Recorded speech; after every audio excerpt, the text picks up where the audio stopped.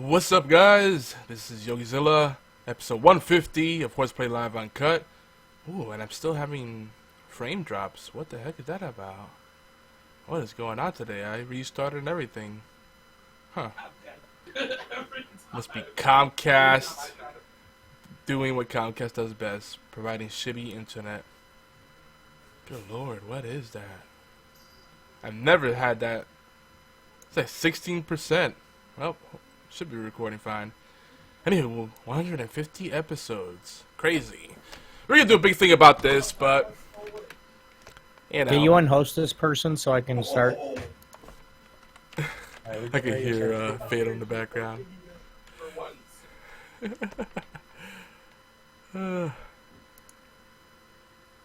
Yeah, we're gonna keep it simple today. You know, special celebrations. No one really cares. That's my consensus. Everybody just shows up. Can you unhost this person? I just did. Oh, he keeps interrupting me. They are unhosted. I'll unhost again. There we go. Oops, sorry. See what you made me do? Anyway, 150 episodes. And top of the show, I know that some folks have been reporting issues with our podcast showing up on different feeds. We are aware of the issues. It might take 2 to 3 weeks to fix it all up. So I got a lot of work ahead of me. So stay tuned. We'll get that sorted out. We somehow got delisted on iTunes, and that's a pain in the butt. And I may just start a new feed.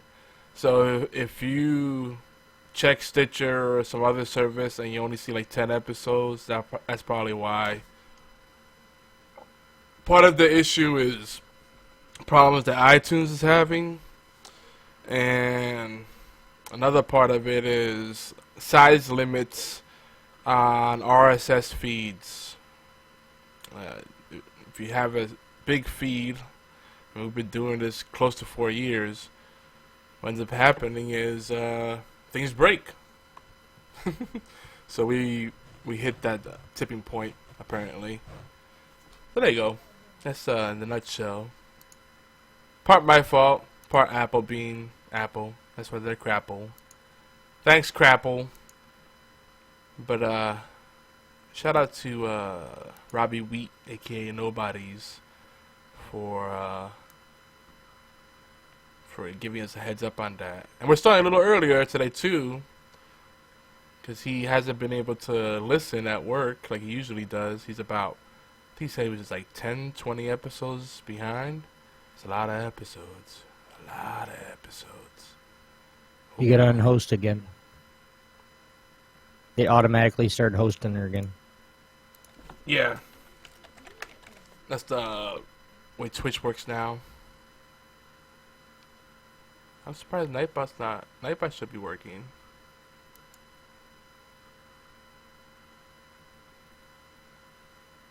I don't know.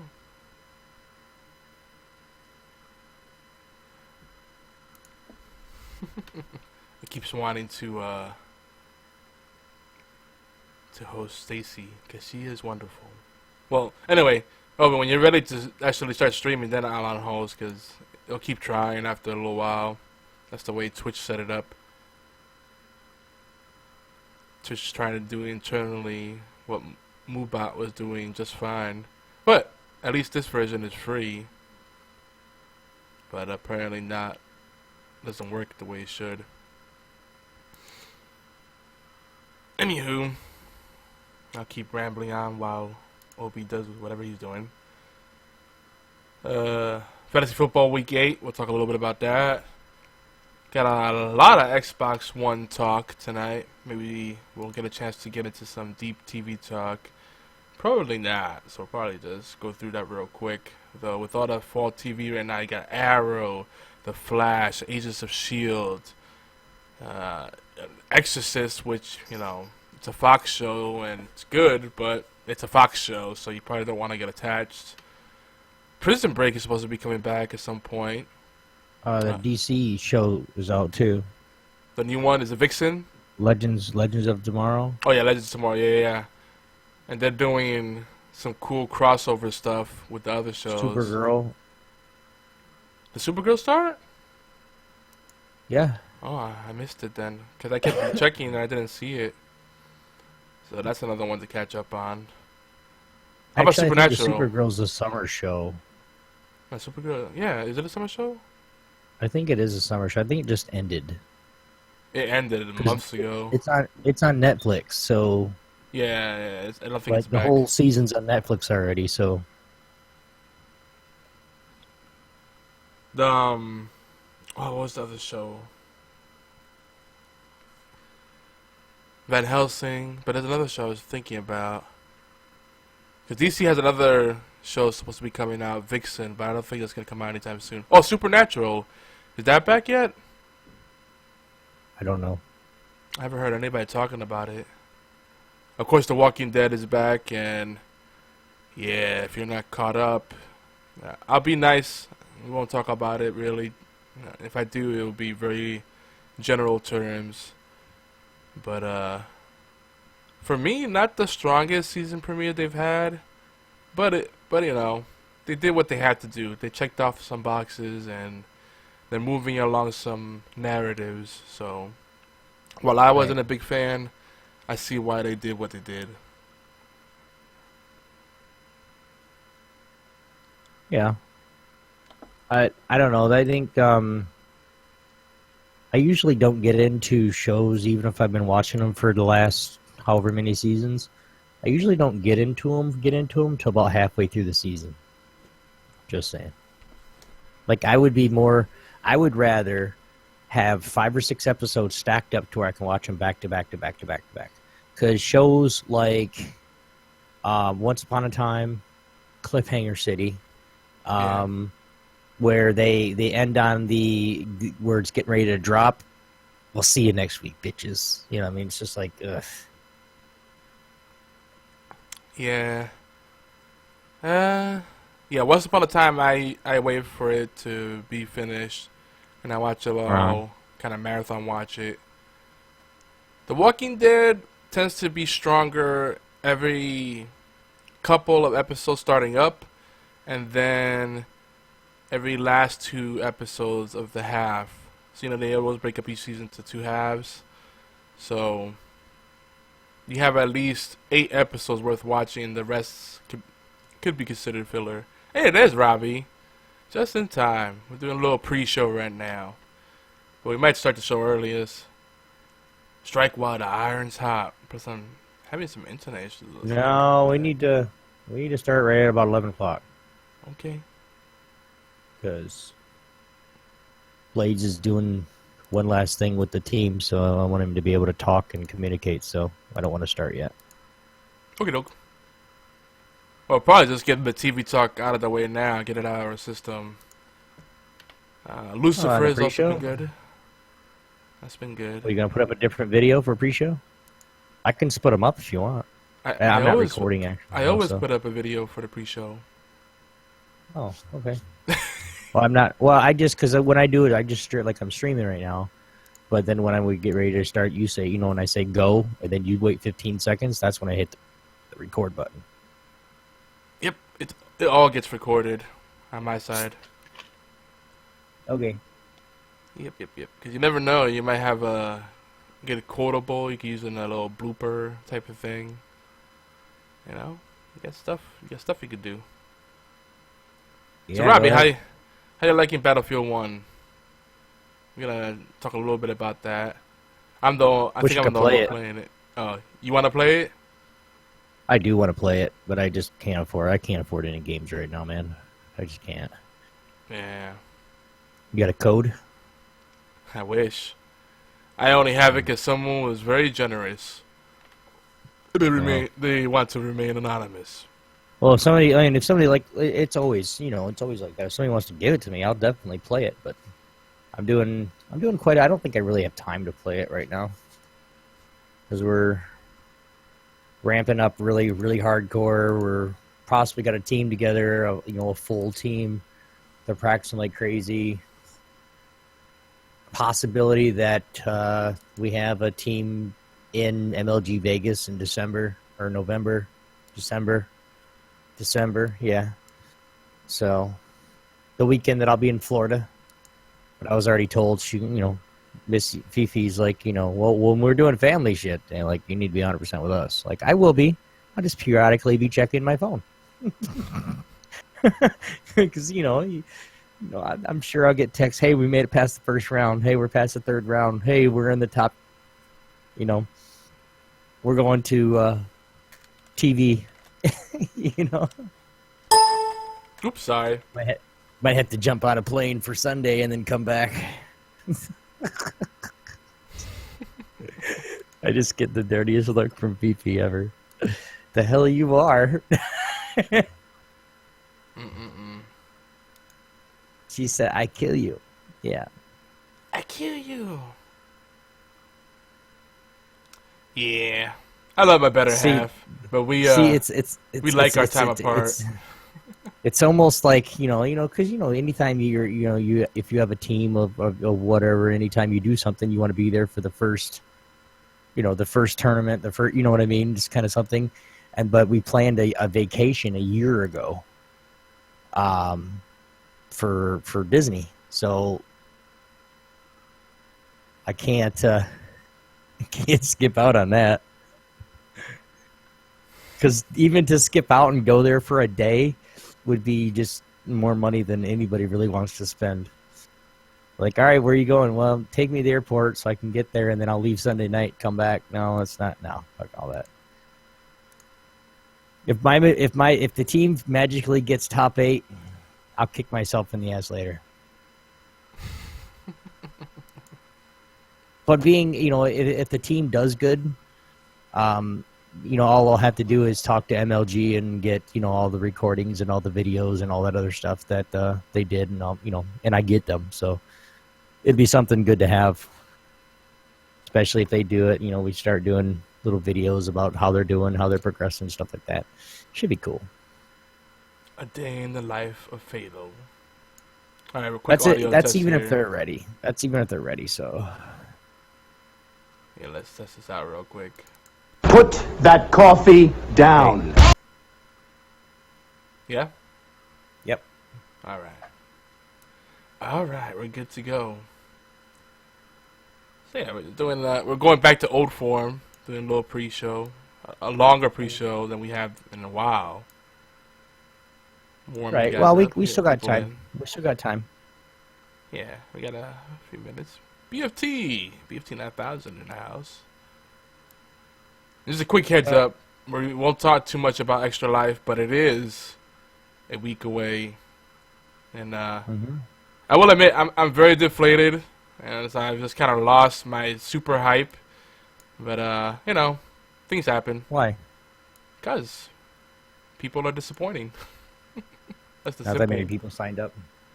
Yeah, so many people were uber excited, and the people that have followed through the most have been total strangers. People who have just discovered us. That's kind of disappointing. Yeah. But that's the world we live in. Anybody? I'll be around. So it's hard. I will be around the whole weekend. I just wonder how people can see anything if they got their heads up their asses half the time. Right. That's tricky. They must be doing some kind of periscope type thing. Anal periscoping. That's probably a thing. I have to look into that. It's probably an Urban Dictionary. Anal periscoping.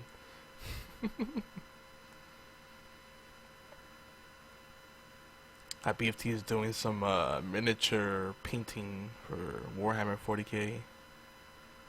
I see a Tiger Claw. Tiger Claw is coming in here. I think I saw a Red Lycan, or as I like to call him, Redley Ken. Redley Ken. I like that better.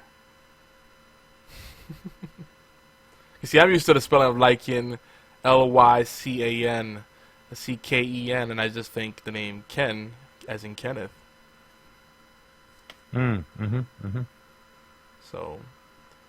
Lycan, you will always be Redley Ken to me. That's such a great name. I love it.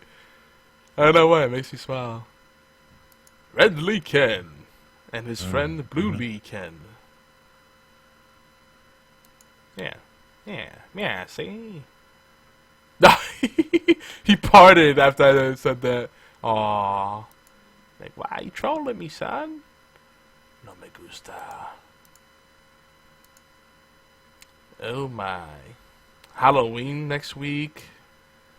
Time's just flying by. It's crazy. Crazy like a fox. So what else? Let me see. We can give you a little taste of what's coming up. So we got the Xbox One stuff. Touch upon the oldies and goodies we meant to get into last week. What we've been watching. We won't go too deep into what we've been watching, because there's a lot of TV right now, especially if you're playing catch up. American Horror Story, I didn't get to mention that. Designated Survivor. A shit ton of TV. It's crazy. What else? Fantasy football stuff. We'll keep that brief too. We got some news. A little bit of this, a little bit of that. Yeah. It's gonna be a good 150th. Now for episode 200, we'll do something big. And I'm gonna promote it for like 3 months, and hopefully that garners some attention. I like Oolong's call out.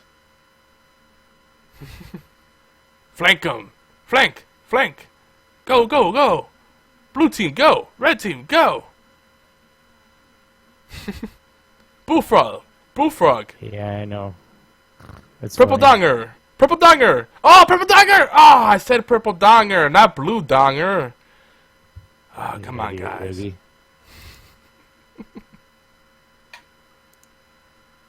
Look, I see some people coming in here, slowly but surely. On that lurker status, I see you. Don't be shy. Come say hello. I also want to shout out one of our latest friends, Maria, who said something to the effect of, "I absolutely love what you guys are doing with Geeky Antics. I've never seen anything like it, and I want to be a part of it." You know, and she's like, you know, telling me all the articles she's read and the stuff she saw on the forums, and I'm like, man, see, if I had 10 more people like Maria, we'd be set. People that are just all about it, dedicated, energetic, and vocal about it. Like, I love all of you guys, but most of you are introverts and the lurking variety. I see, I'm an introvert. I like my personal space. I like keeping to myself. I like, you know, my personal bubble. But I also love people. So I come out of my cave, I socialize, then I go back into my cave. And for everyone else, it's like they're like in full-on ninja mode. It's like I see the downloads, I see the likes, not a single comment. You know, if I get a comment, it's in a private message, like, no, leave that on the website or put it somewhere everyone else could join the conversation. We gotta encourage others to participate. You know, the one-on-one conversations are great. It's great if we go on Xbox Party Chat or Discord and talk about stuff. But all that stuff, I want to share it with the world. That's how you build a community. You know, and we're ready to go to the next phase with this thing. So let's make the dream happen. I know a lot of you are passionate about it, or at least you say you are. So let's do it. I'm on a soapbox tonight.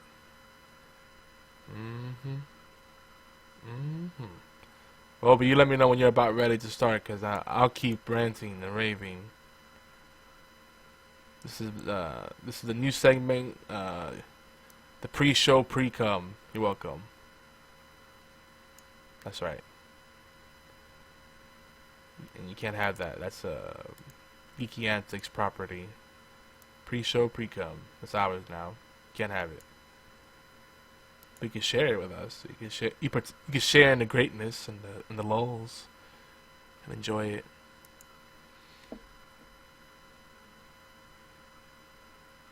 I'm gonna read the Stacy Roy's chat. We were hosting her earlier. member of the gang that we love greatly, but she's in her own world as well. I remember too when she first approached us and wanted to participate. You know, there's a lack of follow through in the world. I'm guilty too. But everybody wants to talk about it, but when it's time to be about it, it's tough. It's tough. 'Cause time management, priorities change, meteors go through your window and smash your leg. You know, weird stuff happens. I almost got killed by a tree before. I don't know if I shared the story with you guys before. It's very awkward. I was playing Guardians of Middle Earth, and I was doing really well. Great little MOBA. Sadly, bad company behind it. WB Games. I don't trust any of their online shit because, well, they shut it down. That game had a rough start because you had to pay for it up front, and then they had microtransactions on top of it, and DLC. Like, wow, they're just trying to nickel and dime everywhere you can. And then they had matchmaking issues. People bitch about Ubisoft, but you don't know bad netcode until you've played a WB Games product. And yeah, so it was storming really hard, and out of nowhere, a tree smashed through my window, sharded, and like I reacted really fast. And if I didn't, it would have like stabbed me through the heart. Pretty cool. It would have been impaled Yogi. That'd be my new name. Oh, I think Stacy's ending her stream. Doing some bank heists in her channel. People love those little mini games. Everybody's like, I miss you already, Stacy.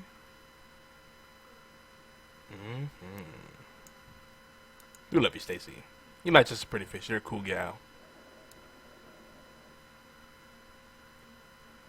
Just wish you'd pass by and say hello to everybody else. Cost you nothing to take some time out and support others and get involved in other communities and areas. Oh yeah, Robbie, I talked about it already. We're still about. It's probably gonna take me 2 to 3 weeks to fix it completely. Is a lot of work ahead for me, and you know, I'm one person doing the job of like 20 people, so bear with me. I'll get it squared away. And it's part Apple and it's part my bad too. So what I might end up just doing is setting up an emergency feed and just get the latest 5 to 10 episodes up on there for those that are having the issue. Because if you go on Stitcher or TuneIn, I saw on there they had up to episode 140, 145, something like that. So it's not so behind, but iTunes, it completely shit the bed. It's crazy. I'm still dropping frames like nuts over here. I don't know what's going on. What is that sound?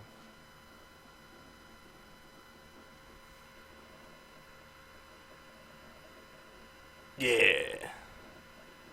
We'll get it sorted out.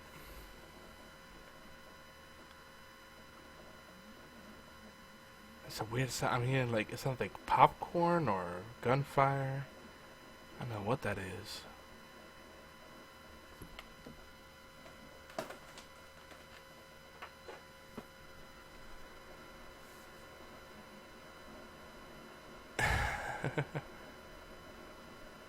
Yeah. Gonna have a lot of catching up to do, Robbie. If we get to talk about Battlefield 1 at length, I kind of want to touch upon the whole weapon accuracy thing, because I feel like the starting weapons are as-tastic. Like, there's a bit of a hump you have to go over before Battlefield 1 really opens up. Especially if you're playing assault class. Oh god, those guns are pretty bad. No type of range. The fall off damage, oof, bad. I mean, the drops, yo, those bullets drop hard. They make you like 20 feet out, and then it's like boop. I still think I like the medic the most, which is a problem because it should be attractive to play the other classes. Like no one really plays support. That's kind of sad. I don't know. I like the explosives on assault, but the guns so far, meh. We'll get into it. I think it's just like Star Wars Battlefront, where until you hit like rank 10 or 12, you're kind of just you're gonna have to just be bottom of the barrel or real try hard. Use a little pea shooter where everyone's like hitting you with one shot. Like, damn, how'd they kill me so fast? You know, you get like 20 hit markers. They don't die. They get one hit mark on you. Boop, drop. What? You what, mate? Wanna talk shit, son? What? I get you. I'll slap you in your mouth. Obi's not even laughing, so he probably stepped away. He's really stretching out the pre-show. You guys are stuck with me then. Of course, this will be available on YouTube, full length video. I don't even bother chopping it up. Yeah, why bother? People don't care. They're too busy looking at boobs. I understand. I like boobs too, even though I'm spoken for. I'm really curmudgeon-y tonight. I know. It's been just that kind of month. It's been a lot of hardships. But the only reason I'm not very pissed off or grumpy right now is because I've got a lot of good gaming in. That's been helping me level up. And I also have some alcohol in me right now, so that helps too.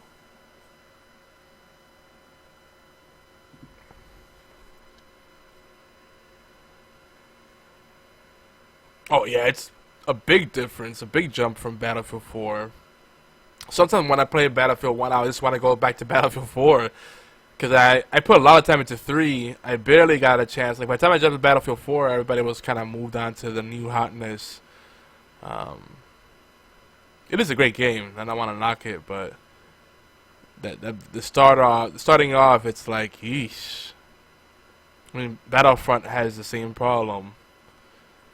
You know, there's like one really OP gun in the game. I think they finally addressed that. Now it's not so bad, but you know, when you have like that end game gear issue, it's not good because you have to just grind it out until you can be on the same level as everybody else.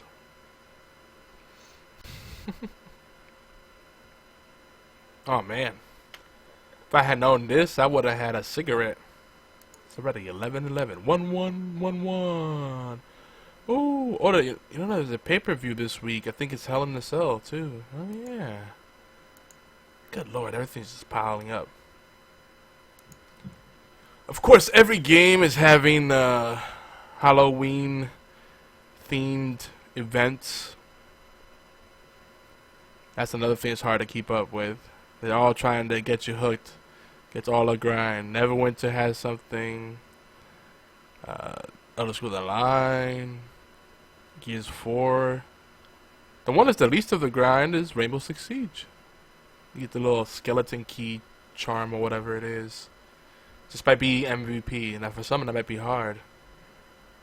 I got it on my first try. Oh, snap. That's right. Nah, I'm not that good. Wow. It is one of the games I'm actually pretty good at. I gotta say. And I'm not too shabby in Rainbow Six Siege. Of course, you know, everybody likes games they're good at. You know, that's an interesting discussion one day. We can have that one someday, or I don't know, in the future. But maybe on an upcoming community call, we could discuss: do we love games that we're good at? Or are we just good at games that we love?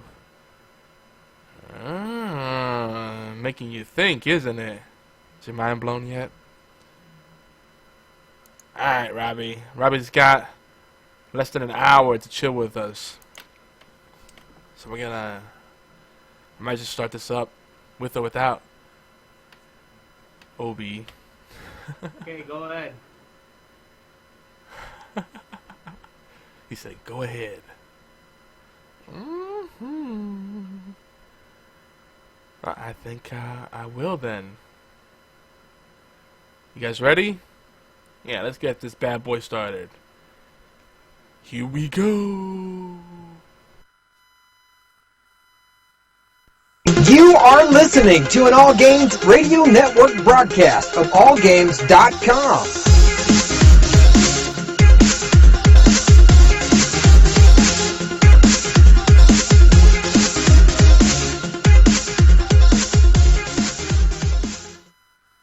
Hi, this is Normie from Knuckleballer Radio and Zombie Cast, and you're listening to one of my favorite shows on the Geeky Antics Network. Don't forget to check out the rest of the gang over at geekyantics.net. Warning, there might be rants and food ahead and possibly inappropriate behavior. Don't tell anybody though.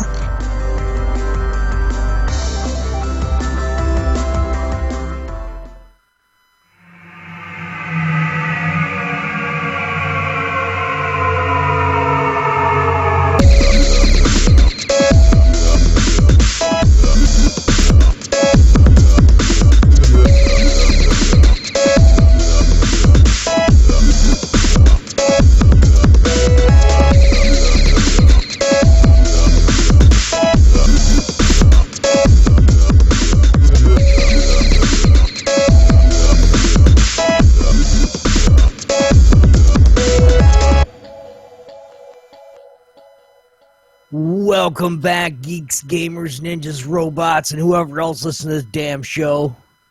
It's HorsePLAY Live. Today is Thursday, October 27th, 2016. This is episode 150. 150. Holy shit. Extra Life next weekend. That's the title. Today we're going to continue our brief fantasy football insight segment. Talk a little TV, Xbox, community gaming, Relay for Life. Relay for Extra Life, because, you know, we don't say Extra Life enough. But before we get into all that, these good times ahead, we're going to talk about other stuff, but I want to introduce him because he's already chuckling. The one, the only, the man behind the scenes at GeekyAntics.net, YogiZilla. What's up, dude? Hugh. That's what I got. That's Hugh. That's the anime laugh. That's the troll laugh. Yeah, that's right. That's how we started today. Trollerific. By the way, folks, if you're not doing it already, because apparently some people are not privy to this, but the uncut episodes, complete with the pre-show, is available. Such as available on our podcast feed, but it's always available on youtube.com/Geeky Antics. So you can get all the pre-show banter. This time, we talked a lot about TV. So we got out of the system early, so during the main event, we could just talk about our week, rant, and of course fantasy football, and video games. Ooh, I like that echo. Why am I echoing? Hello? Wee! Okay. Yeah, where are you echoing? Oh, very nice. Ford 420. I like how he's so formal. Hi, Geeky Antics, like he doesn't know us. Instead of, hi, Yogi and Obi. Hi, Geeky Antics. That's like me going to Walmart. He's like, hi, Walmart. They were much cooler than Walmart. Yeah. So anyway, I think Obi's multitasking. So, I'll go on with my spiel. Yeah, go ahead. I want to reinforce this. We are having feed issues. If you didn't see the info we had on our Facebook groups and pages, we got delisted on iTunes, and Apple's been having problems on and off. They got a new way to submit and maintain the podcast, which is good and bad. And there's just been a slew of issues. I should have it sorted out within 2 to 4 weeks. You never know what's going to happen. Worst case scenario, I might just end up building a mini feed, emergency feed, and just plugging that in. So if you look for this show on your favorite podcast provider and you only notice like 5-10 episodes, that's to be expected. Because there's no way I'm going to re-upload over 100 episodes. 150 now. 151 if you count episode 0. I'm definitely not fucking doing it. Well, yeah, we know that already, Obi. Shut up. And also, as the title kind of alluded, Extra Life next weekend. And that's all I'm going to say. geekyants.net/extra life. Help us. Donate. Join us. Leave a comment. Do or don't. That's it. I'm not going to beg. I'm not going to urge. I am going to say, though, for those people that said, oh, dude, I'm in, and you guys aren't in, fuck you. Yeah, I mean, that's the main thing.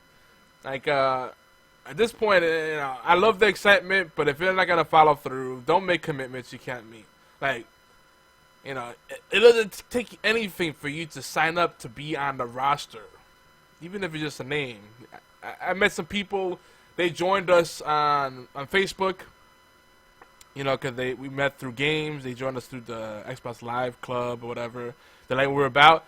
They saw the Extra Life thing because they actually scrolled all the way down. Who scrolls down past the first page of anything, right? And no one goes through that effort anymore. And they saw the Extra Life thing, and they joined. No questions asked. They just joined. I'm like, okay, cool.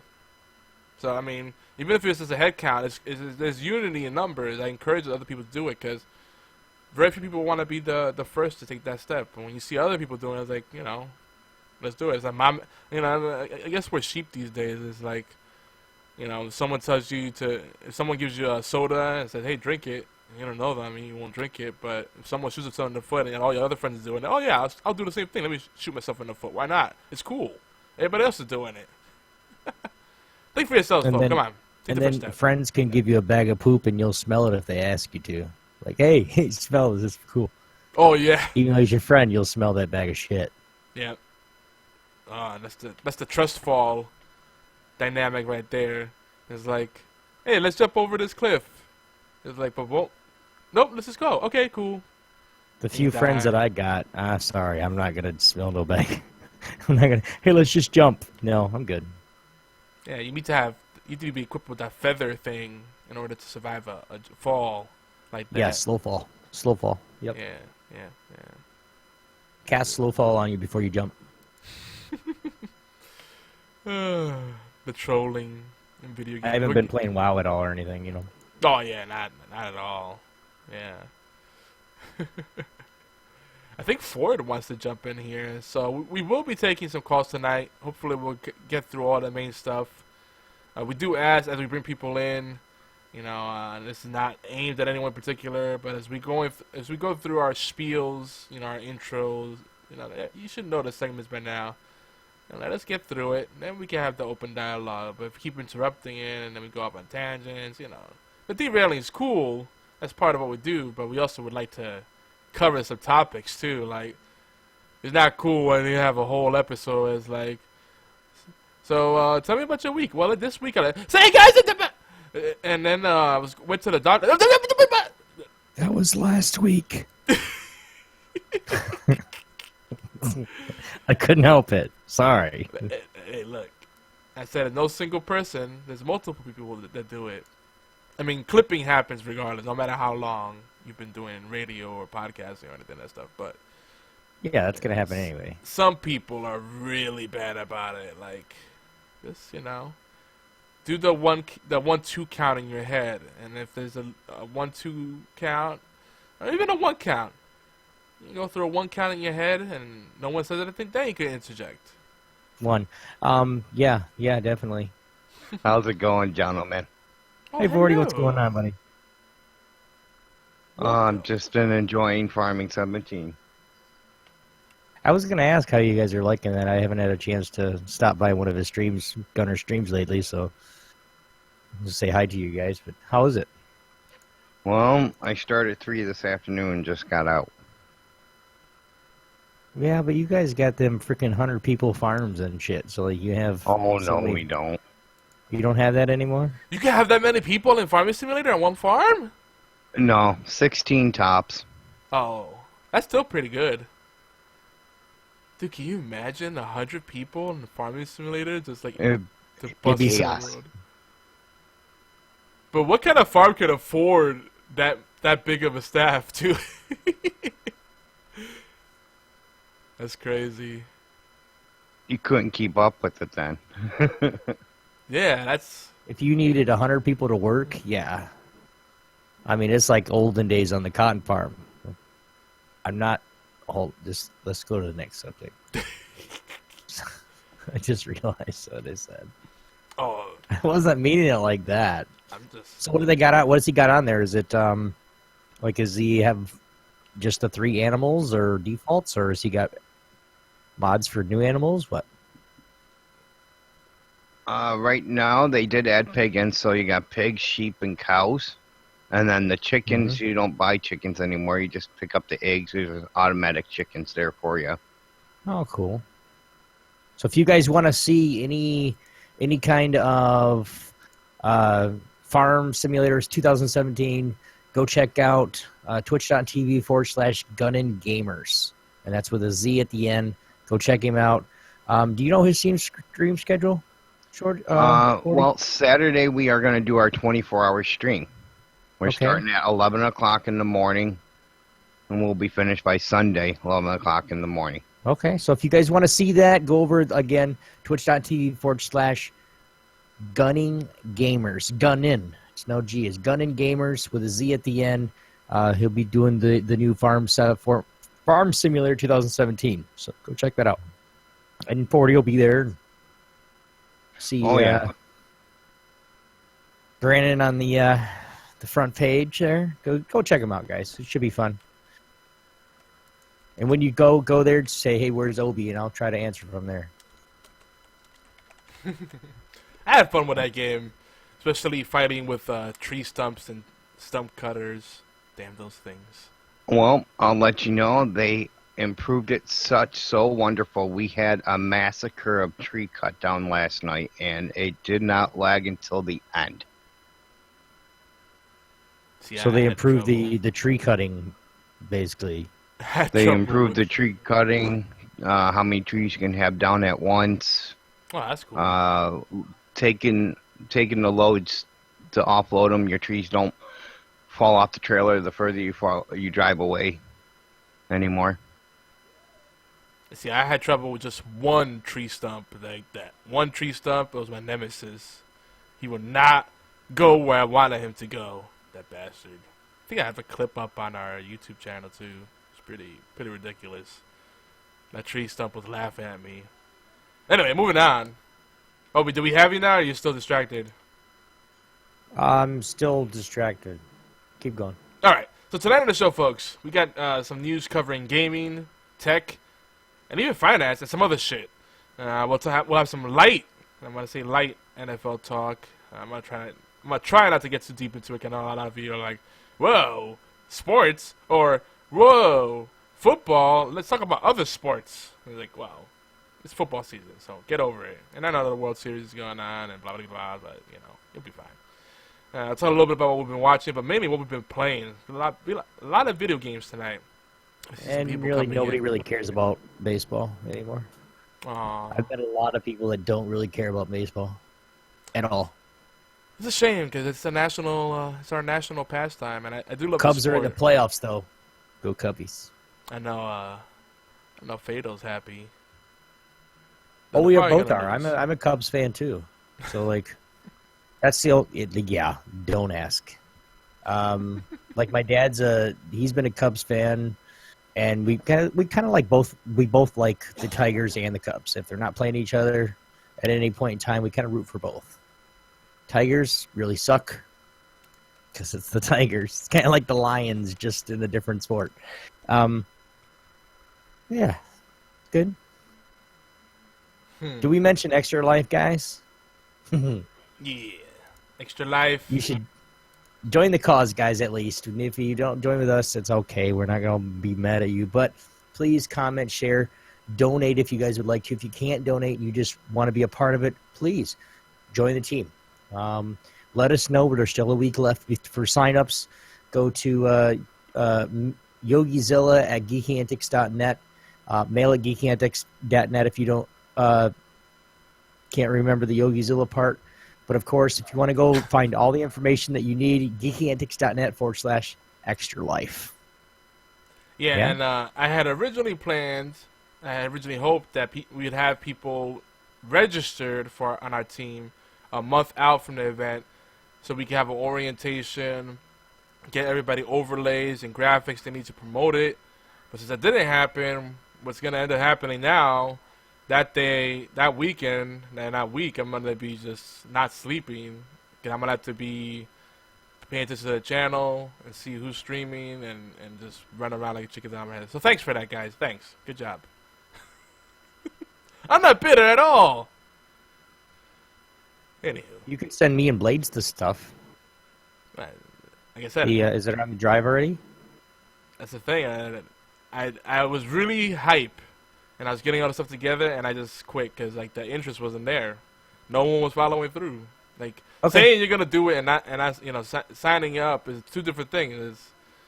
It's kind of the problem. So I said, I didn't sign up, but you know damn well I'm gonna be there.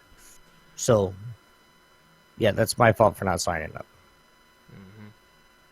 And I know Blades is gonna be there, and I don't know, did he sign up? Nope, not yet. I mean, you know we're gonna both be here, so. Sorry, dude. We're gonna sign up right. I know the Pope is a Catholic, but it doesn't really change anything. Oh my God, really? Screw you.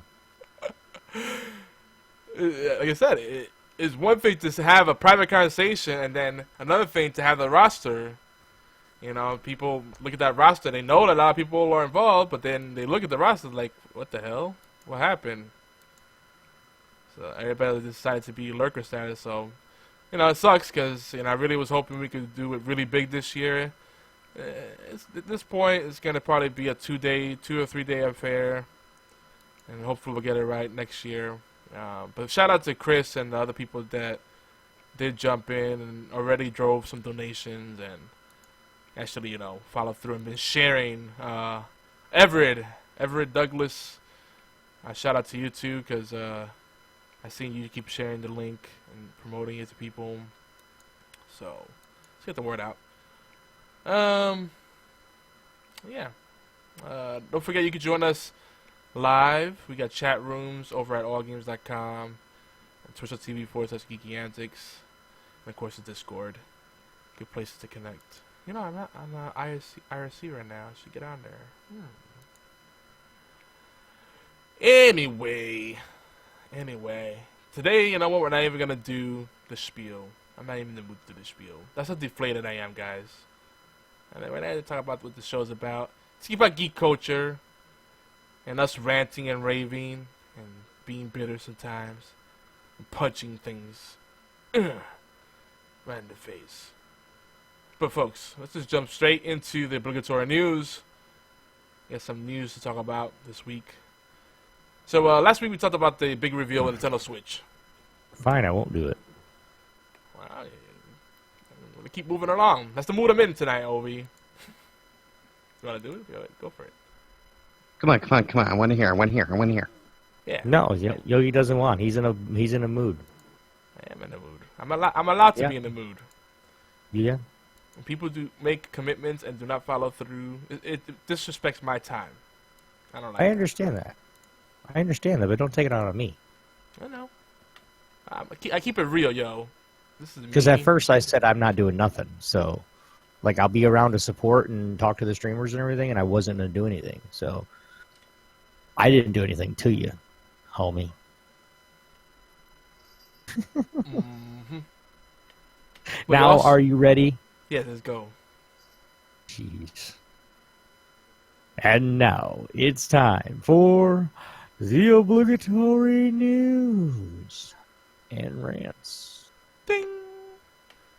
Dong. So, Nintendo Switch. That video is misleading. I've been doing a little more homework on it, and there's been a bit of an outcry here. The shenanigans. According to by Nintendo fans, Nintendo could do no wrong. They're clearly delirious. I mean, I love Sega, and I'm very much aware of the things that Sega has done wrong. But even Sega, I almost feel like Sega should be in Nintendo's shoes right now, and they do a better job. But I'm not going to get into that. The thing is, the Nintendo Switch video, there's a lot of things I noticed with it that really don't sit well with me. First, you got a bunch of, like, hipster millennials having rooftop parties and dressing far nicer than most of us dress in everyday, quote-unquote, everyday scenarios. It's just not realistic. who's this? Like, is this who people who Nintendo thinks is out there playing with their products? There are no kids, even though kids are really their demographic. But I get it. They're gonna go for the in between and get the edges out of it, you know, because the kid sales are pretty much guaranteed, right? I get it. So they're trying to go for the 20-somethings, all right, the millennials, the young folks. They have the buying power. They show Skyrim remastered, but from what I understand, they don't have a formal deal with Bethesda to have that game, you know, put it over for their platform. So that's already a lie. You know, and everybody's already like, oh, yeah, third-party support. Take that, bitches. No, don't blow your load yet. I hate to say it, like, and I'm not trying to shit on Nintendo, but what's keeping them afloat is the fact that they have unique games that no one else has, the first-party stuff. But they kind of have a market cornered already. Yeah, but they do need the third-party support. They absolutely do. They need to start playing nice with people because eventually people are gonna, even their fanboys are gonna burn out on Mario and Donkey Kong. I mean, you can only play with them for so long. Right, but you got to remember too, like when you look at Nintendo, and you look at the classic games that they have, even with the actual esport game that they have now, that's what's kind of pushing them and keeping them in the loop too. Is that esport, with Super Smash Brothers, which is.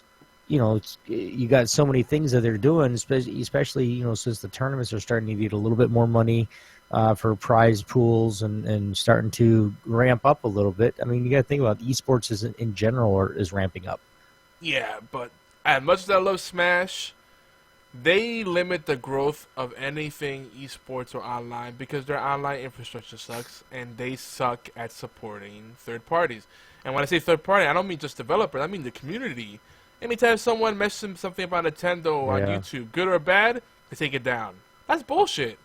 Or if they don't take it down, they claim it and they want the revenue from it. I mean, you don't shit on the people that are trying to still say good things about you or even talk about. At this point, Nintendo should be thankful for anyone that's still mentioning them in conversations. I'm sorry. Because they're not relevant. Like our YouTube video for this show is going to get taken down probably. Well, that would be our social proof. But you know what? It'll still be available on the podcast feed. So, suck it. They could take it down there too? Nah, they don't. I don't think they even know what a podcast is. And they have no control over podcasts. That's the beauty of podcasts. Freedom. Maybe a specific platform or syndication partner might take it down. But they can't take down the feed. Suck it. Because they don't control our website. Fuck them. Fuck them in the ear. It's our own website. We can post our own videos, our own podcasts. They can't control that. No, I understand why I always keep on coming around. I love your attitude. I just hate bullshit, Like, and Nintendo's such a great company. Like, right? Update to modern times. Like, it's like, alright, around the time that Wii came out, they realized, oh, this internet thing, it's not a fad. I think it's actually going to stick around. Like, they just caught on to that. Now they're like, mobile, that's kind of popular, isn't it? What about if we make a system that's mobile? Like, come on, Nintendo. The innovation days of Nintendo are so far behind. And, the other thing that's troubling, this is a system that's using mobile chipset, kind of like what the NVIDIA Shield uses. And don't get me wrong, those chipsets are actually pretty powerful. But there's certain bottlenecks that exist. For the portability, you compromise certain things. The chances of them being able to run a Skyrim remastered without compromising on quality and performance, I don't know. I think it's very slim. So I almost feel like this system's going to be less powerful than the current generation of systems. Maybe even less powerful than the Wii U. And that's crazy. Again, that's speculation, but you know, and I know they're not really the ones that compete on power, and like you said, OB, they've carved out their own niche. They have their own market share, but they can't get comfortable. They have to expand their horizons. They need to play nice with others. That's the theme. Play nice with others. And make it possible for people to play with each other easily. That's right. it. We've had this conversation before, and we've never come up with something good, because anything good that they should do, they're not going to do because they haven't yet. And they're not going to. They're going to end up falling behind and getting basically putting themselves in a corner to where they can't branch out anymore and make money. Yeah. Like, of course, any platform can branch out into a new area, but it's about making money in that new area. They can't make money, then why are they doing it? It's funny you mentioned it too, because they are accountable to stakeholders. They are a publicly traded company, right? Mm-hmm. So, what I was reading, I was hearing, I want to win $1 million and go buy freaking 30% of their shares and make them do some shit. Really? Right? Show up on stakeholder meetings, but the shareholders meeting rather. But I remember hearing, I think on NPR or something, or it was one of those tech segments on news radio, and they were saying that after the Nintendo Switch announcement, apparently people outside of the fanboys were underwhelmed, and they actually had some shareholders sell off their shares, and like the share values dropped. So I don't know how true that is. I didn't get to look into it, but you know, that's interesting. Nintendo shares are the lowest it's been in 30 years, or in 20 years. I wouldn't doubt that. I mean, they definitely peaked with the Wii, and the Wii was kind of an anomaly, and honestly, kind of dumb luck. I don't think they even expected that kind of success. They're also shipping the Nintendo Switch. I think their launch shipment is going to be around 2 million units worldwide, compared to the launch shipment for the Wii, which is 3 million. That's a significant drop. I don't think they even have faith in it. And again, I haven't confirmed that, but that's the word on the street. So all these things, you know, something needs to give. There's no more half measures. They got to take big risks. They got the war chest to survive some big mistakes, but they learned a lot of things from the Wii U.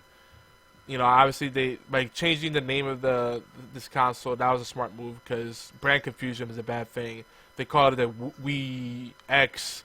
God, that'll be another clusterfuck. At least the Nintendo Switch is a unique thing. They can start a new legacy. They also have a tendency to have massive success with every other console, so this might be where they hit big again. And then the next one will be a stinker. So we'll see if that trend continues. Though I personally like the GameCube.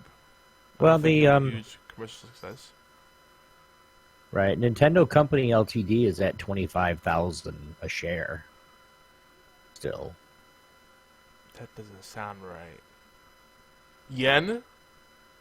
You're looking at that sounds like the. Oh yeah, it's Japanese yen. Yeah, I'm like, that's gotta be the Japanese stock market. That's really, really high. Why did it show me Japanese? It said U.S. Bastard. Well, for the $30 a share. Yeah, because the NYSE, they have a holdings company for a Nintendo public shares. It's a different thing. It goes to that holdings company rather than directly buying from Nintendo, because they're an overseas company. It's weird stuff to happen with the stock market, but yeah. It's slowly going up with this new console release. We said it's $30? $30, yep. And I remember with the Wii, I could have sworn they peaked at $120 a share or something like that. Mm-hmm. That sounds wrong too. That's crazy. Cause damn, that's a huge drop. But it might be time to buy, and they'll go up eventually. I mean, let's face it, Nintendo's not going to go anywhere. But the thing that is more a matter of how much growth potential they'll have. They can keep coasting by, or they can actually do something special and be relevant, you know. And other people say, well, who says you have to just pick one console? I'm that guy. I'm not going to have a PS4, Xbox One, and Nintendo platform. I'm going to have 2 out of the 3 at most. Because I got a PC. Yeah, I agree, yeah. Right? Yeah, well, I gave up the PS3 and the PS4 for the PC because I was tired of being restricted by the developers. Yeah. And then, consoles still have their place. Yes, they do. They have certain games that we can't get on PC, so. Yeah. PC is always going to have more variety, a lot more freedom, and better deals for the actual software. It's going to be a long time before the consoles catch up on that, if they ever do. But anyway, moving on. In a different part of the news, finance, Kobe Bryant is now venturing into venture capital. Yeah, he's got an investment firm. I don't know if you guys heard of this. And I love the quote he shared on an NPR interview. He says, it's just like basketball. You have to be patient because sometimes the immediate gratification isn't there. And that's how I approach any game. And that's what investment Any is. game? I'm like, So okay. this is a game now? He's actually a lot more eloquent than I put it, and I'm just taking jabs at him because I'm not a big fan of Kobe, but he's a talented guy. And you know what? I'll even give him credit. I think he's a pretty smart guy, too. So, there's that. He's going to the arena. That reminded me, too. I've been getting some email messages about investment firms that want to invest in certain projects I'm working on, and those kind of stuff. I will tell you guys this. I can't really talk about it because it's confidential stuff. But if you ever get messages like that, take it with a grain of salt. Of course, don't just ignore it because sometimes those are legit things. Like I'm on an angel list, and half the stuff you get is legit, and half the stuff not so much. Angel list basically is a place you go to network with people in the venture capital world. It's like Kickstarter, but a lot more serious. Like, you're going to have boardroom meetings and, do pitches in front of big rooms, and it's pretty crazy. Constant phone calls. But if you want that money, it's a good avenue to go down. Just prepare to suck some dick or kiss some ass. But anyway. Yeah. So, update 4.3 for Rainbow Six Siege. I know I'm probably the only one amongst us right now, at least in live audience, that cares about it. But I'm excited about this. Though, the operators we were hoping for, there was a big leak. We have an article, in fact, about it on geekyantics.net. The operators were not released. But we have some more predictions on that, so make sure you check out geekyantics.net/blog. But this 4.3 patch did bring a lot of cool stuff. Mainly anti-bullying, anti-trolling fixes, huge improvements to the network infrastructure. In fact, today we were like in the Twilight Zone. We couldn't believe how fast we were going into matches. People were like, whoa, what's going on? Whatever. What the fuck ever. Dude, I'm not even kidding. Like, I'm not even being facetious now. Like, we would have like 3 or 4 in our group, and then queue up, and boom, in a ranked match, like within 10 to 30 seconds. How was the connection? How was the connection, though? No one dropped. That's part of the reason too. Like part No of one it. It's dropped not yet. because Knock on I wood. know we blame your NAT, but that's not the reason. But it's like the connection to the server. I mean, if that's better, I'll come back and play some. But like, I was just tired of getting dropped every single game, man. Yeah, like I'm like playing fine, and all of a sudden it drops me. I played Really? today. Not a single game crash or no one dropped from my team. The people that disconnected were people that hard quit, rage quit. So big improvements. They're focusing on laying down a more solid foundation before they do the season 4 update. So I'm thinking November, early in November they'll make an announcement, and probably mid-November, a week out. That's usually what they do. A week out from their announcement, they'll have. Ooh, I'm gassy. The new. You have Rocket League, operators. Yogi? I do have it on PC. Yeah. We played it before together. I'm putting together some goal, like a goal. You know, when we're like me and Blades are together playing twos. Like I'm putting together some goal. You should want to come play some threes with us. Try to get some goals as I record it. When tomorrow? I don't care when. Let Just me one of know. these times. play. Holla at me. After HorsePLAY Live. Good. Oh my god. I do have plans for tonight. I'm spoken for tonight. You'll find out why in a little bit. What the fudge? You'll see. But I'm really excited about what they're doing with Rainbow Six Siege. I mean, this is a game that they're just constantly tweaking, and they're doing right by me. People can shit on Ubisoft all they want, but for a big company, they are taking a small business approach and actually listening to the community and reiterating and just being really responsive, and I love it. I mean, they even, respond to my inquiries, as a media outlet or just as a consumer, and I appreciate that. So keep doing what you do, Ubisoft. There's also rumors that Ubisoft might be bought out, and I have mixed feelings about that. They could use the financial power, but whoever buys them, I hope they keep them as an autonomous entity, kind of like Activision does with Blizzard, but not how Activision does with Bungie, because that's a fucking cluster. I still think Bungie's to blame for a lot of what they've done with Destiny. But Blizzard's still a great company. They're still doing their own thing. They still have the same flavor, and it really seems like they're able to make their own decisions. That's the kind of backer they need for Ubisoft. Get that financial, get the resources they need to do bigger things and faster, but still be able to bring out the unique stuff that they bring out. Other updates: Elder Scrolls Online has one Tamriel that came out about 9 days ago. They have a Halloween event, cross-faction activities, so now you can play with your friends and not have to worry about what faction they're on. Thank God. No level limitations, so you can pretty much do all activities with your friends. Maybe a few exceptions, that it's level scaling, gear scaling. This is an MMO done the way it's supposed to be. And they redesigned Craglorn, an area that many people weren't really touching anymore. It was one of the first adventure zones that they created. A massive area to explore with tons of activities to do in there. And Craglorn was always great, but people stopped going there because, it was really hard to do it alone, and really people mostly just did it to farm resources on the outskirts and avoid any conflict because it was a tough area. Now they're tuning in for lone wolf players, and I kind of have a problem with that because, I hate this whole thing. People were bitching, why don't you just take Skyrim and then make it online?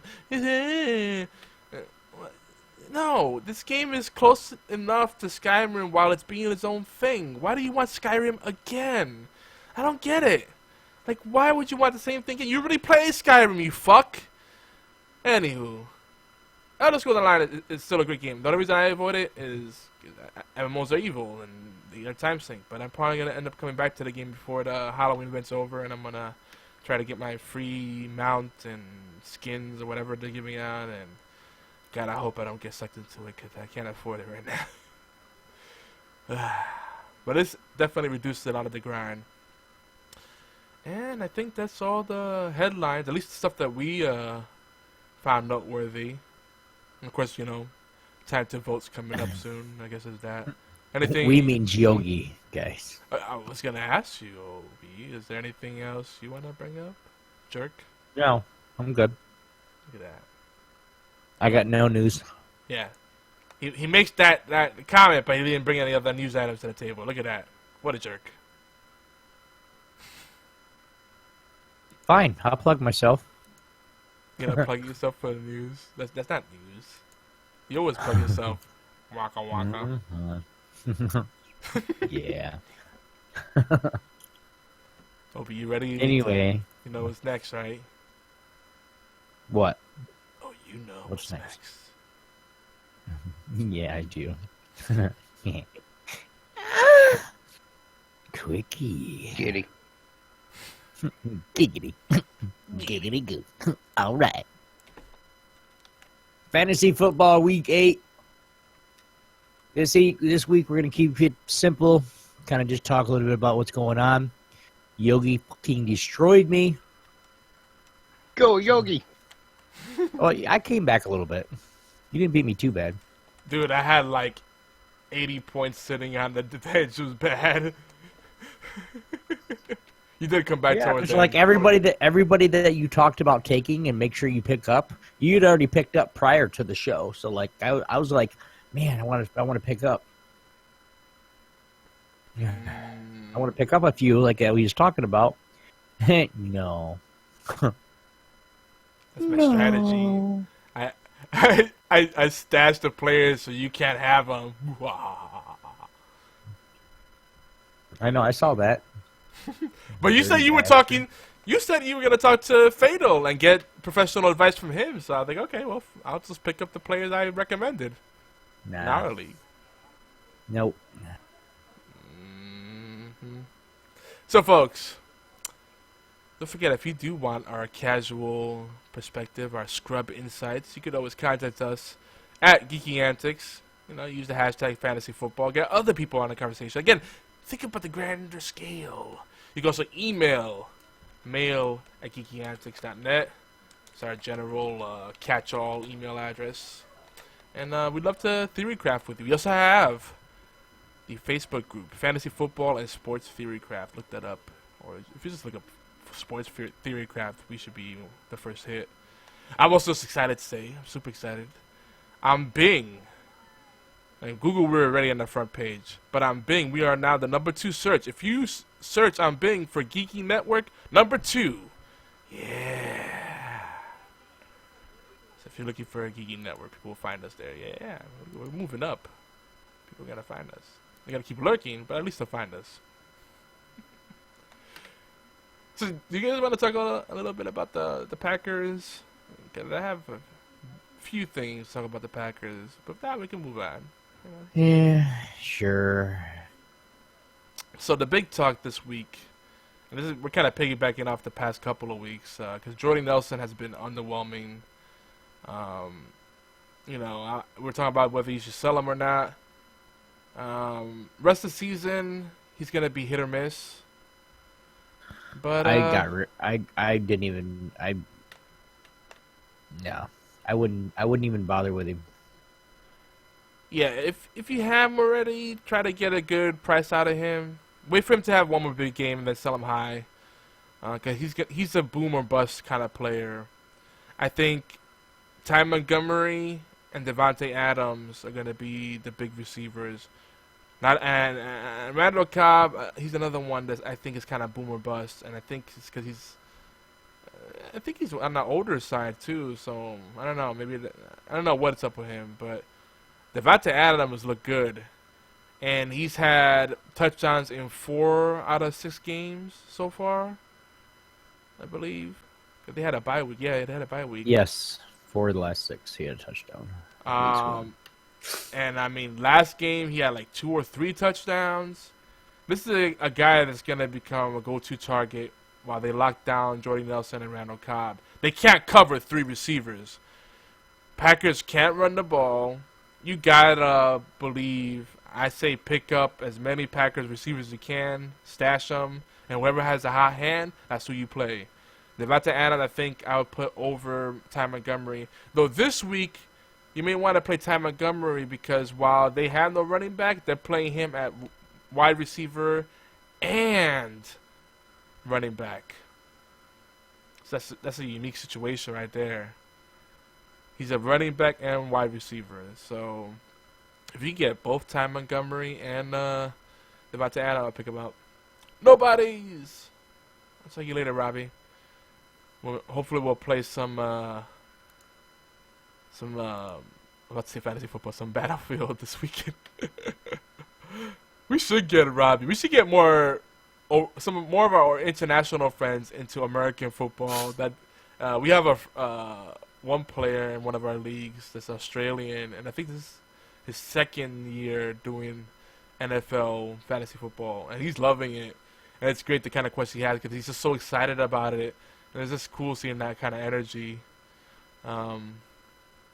James Starks is coming back to the Packers soon. I think this week, if not week 9. We had a lot of people have been asking a question. I think Obi was asking this too. Is Russell Wilson ready to have a good week finally? Wow. Well, seriously, like everybody's been talking him up. Okay, Yeah. everybody's been talking Russell Wilson up, saying, he's going to, because last year, I mean, hey, he had such a great season, and now he's just like, I don't know if he's just shook up, or is he like, did they finally they hit him enough that he's scared now? Because if not scared, and don't say that any one of the guys is scared, but like just afraid to get hit again. Yeah. I mean, they've shut him down, saying no, don't run, make a good pass. If you have to throw it away, we want you to be a passing quarterback. But they're taking him out of his element. His element is to, yes, look for that pass first. But if you don't see a pass, take the fuck off. Run in a way, be smart about it. If you have to go feet first and slide to save yourself, yes, do it. Do it feet first so they don't hit you. If they do, that's their huge penalty. I mean, all you gotta do is be smart and run.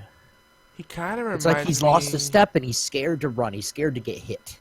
Yeah. Well, part of that could be the offensive coordinator, the coaching staff. He kind of reminds me of, I want to say Dante Culpepper. If that's the name I'm trying to think of. Where he's a pocket runner, like if he needs to be, Dante Culpepper was like that with the Eagles and the Vikings. There's a couple more. Going to prison really messed Michael Vick up, with his, but he was like that, and now they want him to be a pocket passer. Like, dude, homeboy can still run. He still does a 4.2 40. Yeah. Let him run.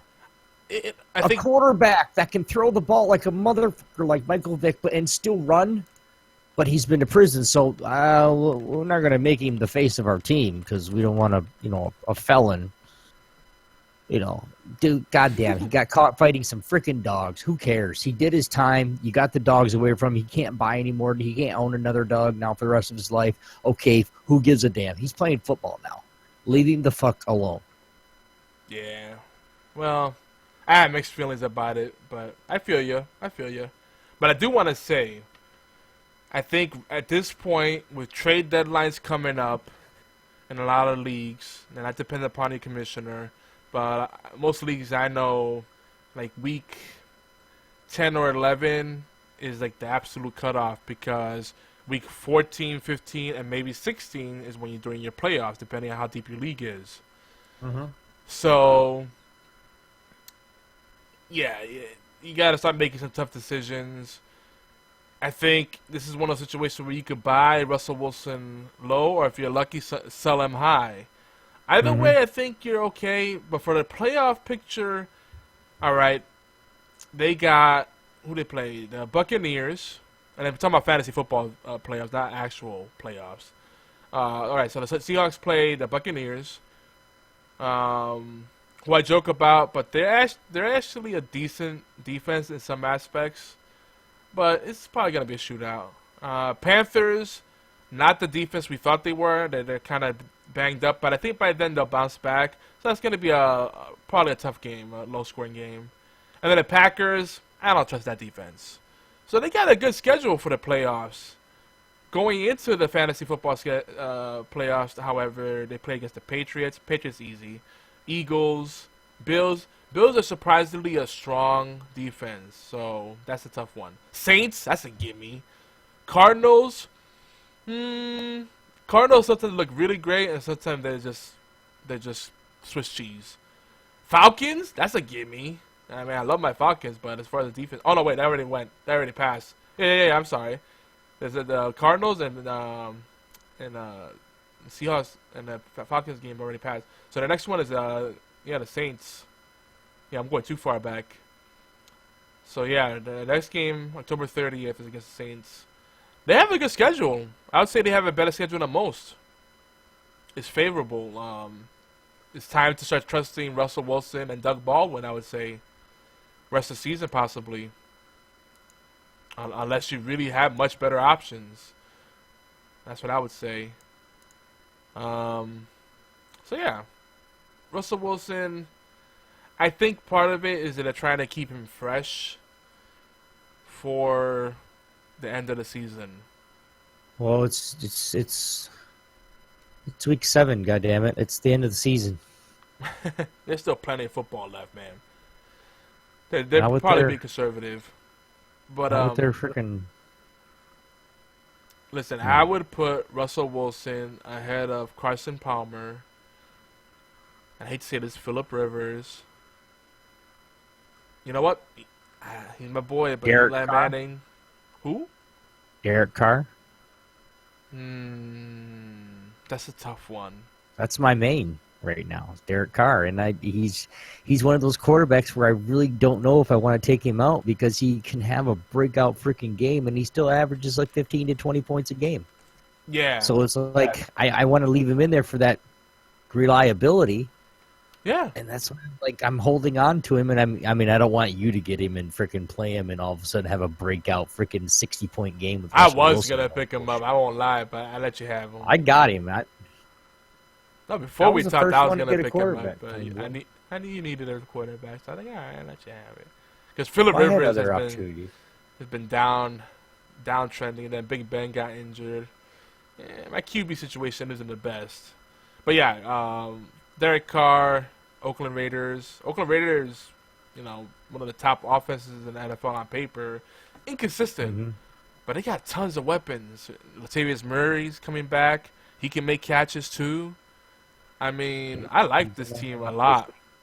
The one guy that I really wish I could take and actually tuck somebody away is one guy that is actually consistent. I mean, believe it or not, whether he wins or loses, he's actually fairly consistent, is Matt Stafford. The first week he had week 4 he had a put really Derek low week. Carr and Russell Wilson ahead of Matt Stafford. But I don't know. Matt Stafford's one of those guys, again, that can have a 35, 40-point game, and you're like, what the fuck just happened? that's the thing, Yeah. and it But does. the following 7 points. So It does look like Matt Stafford is trending up finally. So it's a possible, and I they're know. playing Houston, so he could have a really pretty decent game against Houston. But at the other end, Derek Carr is playing against Tampa Bay, and I think Russell Wilson, and they're playing against New Orleans. So it's kind of New Orleans they're like top 5 in giving quarterbacks points for. yeah, absolutely. Yeah, for the rest of the season, the Raiders have the Bucks, Broncos. That's gonna be tough. Bucks might be tough too, actually. Believe it or not. Again, as hit or miss. Texans, that's pretty much a give. They're a decent defense too. Panthers, again, I could go either way. Bills, Chiefs, and Chargers. That'll be a gimme. Actually, they have a tough rest of the season, to be honest. Overall, it's gonna be really hard to project how it goes. That said, Derek Carr is pretty good under pressure. Mm-hmm. So I think all these game scripts will work out, except maybe for the Broncos. That's the only one I probably wouldn't take a gamble on. So rest of the season, I would go with Derek Carr. Yeah, but Broncos are playing Chargers this week, so Yeah, but next week's game is Raiders versus Broncos. But yeah, Derek Carr, I would hold on to him rest of the season. I am. I'm just kind of. I don't know. I'm in that stage of, do I want to add, drop? Like, I don't know. Well, the issue with them is Amari Cooper doesn't seem like he can get it done in the red zone. So they have to rely on Michael Crabtree. But if Michael Crabtree gets shut down, who else do they have left? Latavius Murray should reduce that the strain there, because I can't even think who else they have on the depth chart after that. So if he has the targets, his value will go up. Amari Cooper is underperforming this season. I think he has 1 or 2 touchdowns for the whole season. That's pitiful for someone of his caliber. Jamal Charles. I already dropped him in one of my leagues. No one even wanted him. Like, yeah, but he's got potential. Like, nope. That's a tough situation. Special wear rising, but, 49ers right now, I don't think I trust anybody in San Francisco. As much as I like this team on paper. Travis Kelce, the top tight ends out there, he's been shut down. They got the weapons. Jerry Maclin, he's on the Chiefs, ain't he? They don't even know how to use him, man. It's kind of sad.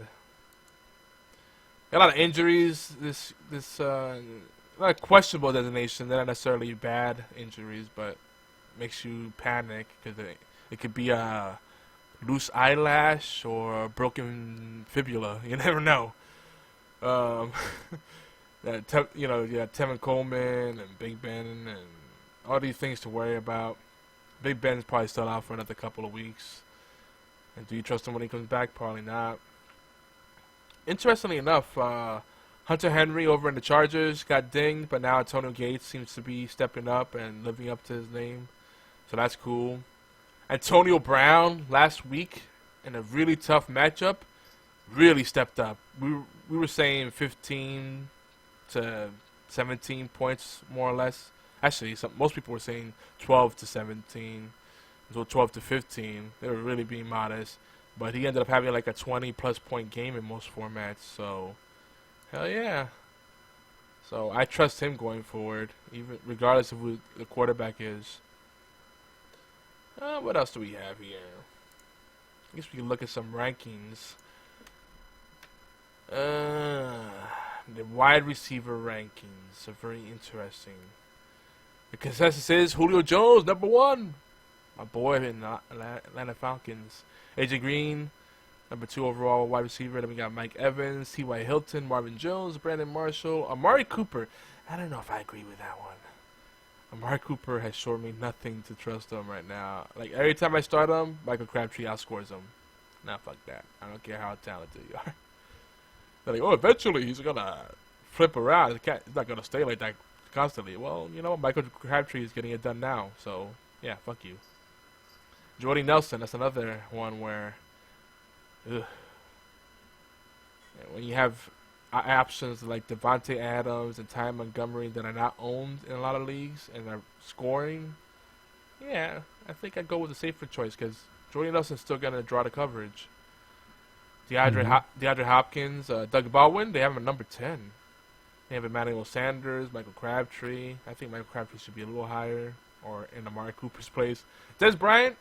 Oh, no, wait. Larry Fitzgerald. That belongs there. Des Bryant, who's coming back this week. Yeah, I don't know. He's talented. I don't trust anybody but Ezekiel Elliott or Dak Prescott in the Cowboys right now. That's me personally. I'm a little biased.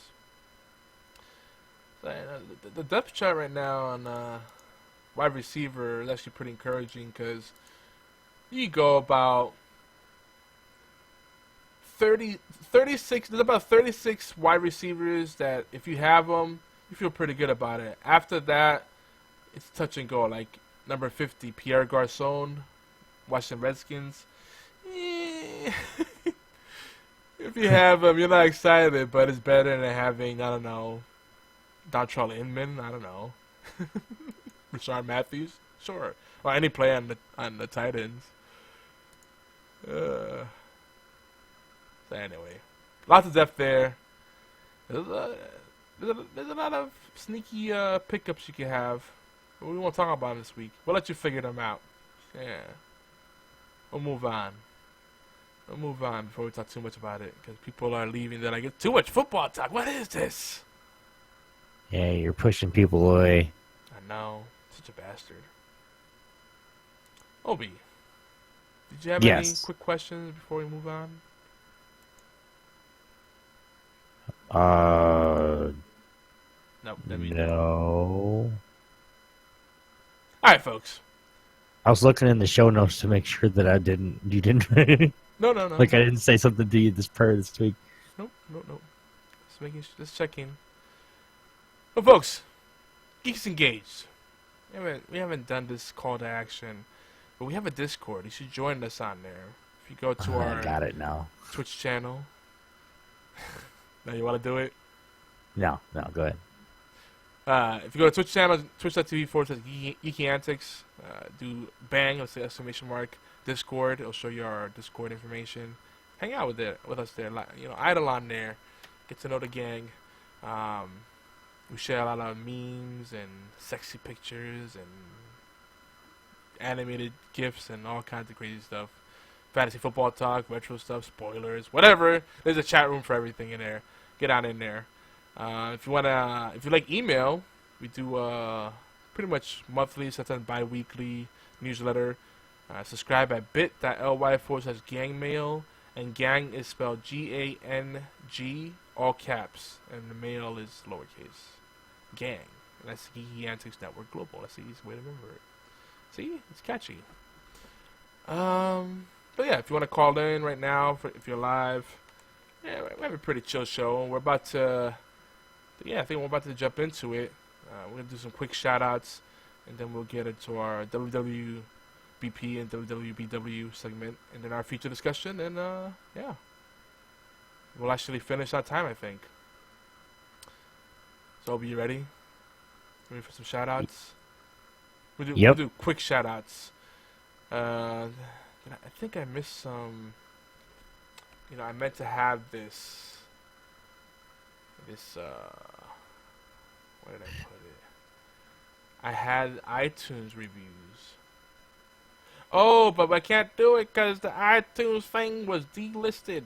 Damn you, iTunes! I can't read my reviews now. That's poop. Actually, let me see. No, it won't come up. That's some shit. Now we can't read. But I think it was. Gosh, who was it? Someone wrote, dig this show. It's about all things nerdy. I prefer the word geeky over nerdy, but I take nerdy. Different connotation. We'll take it. And he said, Obi and Yogi have mad mic skills. Really like the way they exchange. Like, oh, right. Mad mic skills. I like that. Get the mic skills, Obi. You down with that? I know. We should be wrestlers. Show our mic skills off. No, I'm good. Yeah, we're really fucked up as it is. It could be a Paul Heyman, but I don't have that good as mic skills, so. Yeah, that works. Yeah. Now, if you want like play on words and you want something, if you say something and say, "Hey, dude, think of a sentence or a small, 3 or 4 line paragraph to, and I want this to say this." I mean, Blades is a hell of a wordster. That's what I call it. A wordsmith. A wordsmith. Yes. He's very good at wording his opinions. Putting things out and in his mouth. Yeah, I gotcha. Sorry, I got out of it. Hey, Fatal. You said you're good at putting things in and out of your mouth. Is that true? He goes, Yogi, suck a dick. All right. How much you paying? It's free. That's the response no one expects when someone says yes. You're like, oh God, now this is awkward. I'm like, okay, well, I mean, can you take it easy at first, please? Yeah, it's like when women say "suck my left titty." It's like, how's that a threat? You're just welcoming. That's just. How's that bad? Like, then you go back and be like, you sure you want the left one done? I mean, how about both? The right one, we don't want to make it jealous. Yeah, exactly. And it's like just a tip, and that never ends with just a tip. Just watch Sausage Party. That's why. Yeah, that movie's out of control.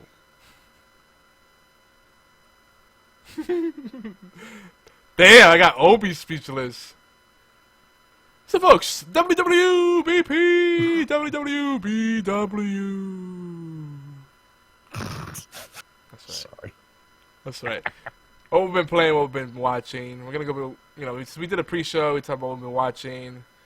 Let's kind of go through real quick. We got Westworld, Agents of S.H.I.E.L.D., Gotham, Arrow, The Flash, Lucifer, Z Nation, Van Helsing, Halt and Catch Fire, The Exorcist, and The Walking Dead is back. Oh, don't forget the American Horror Story, which after episode 5, what a twist.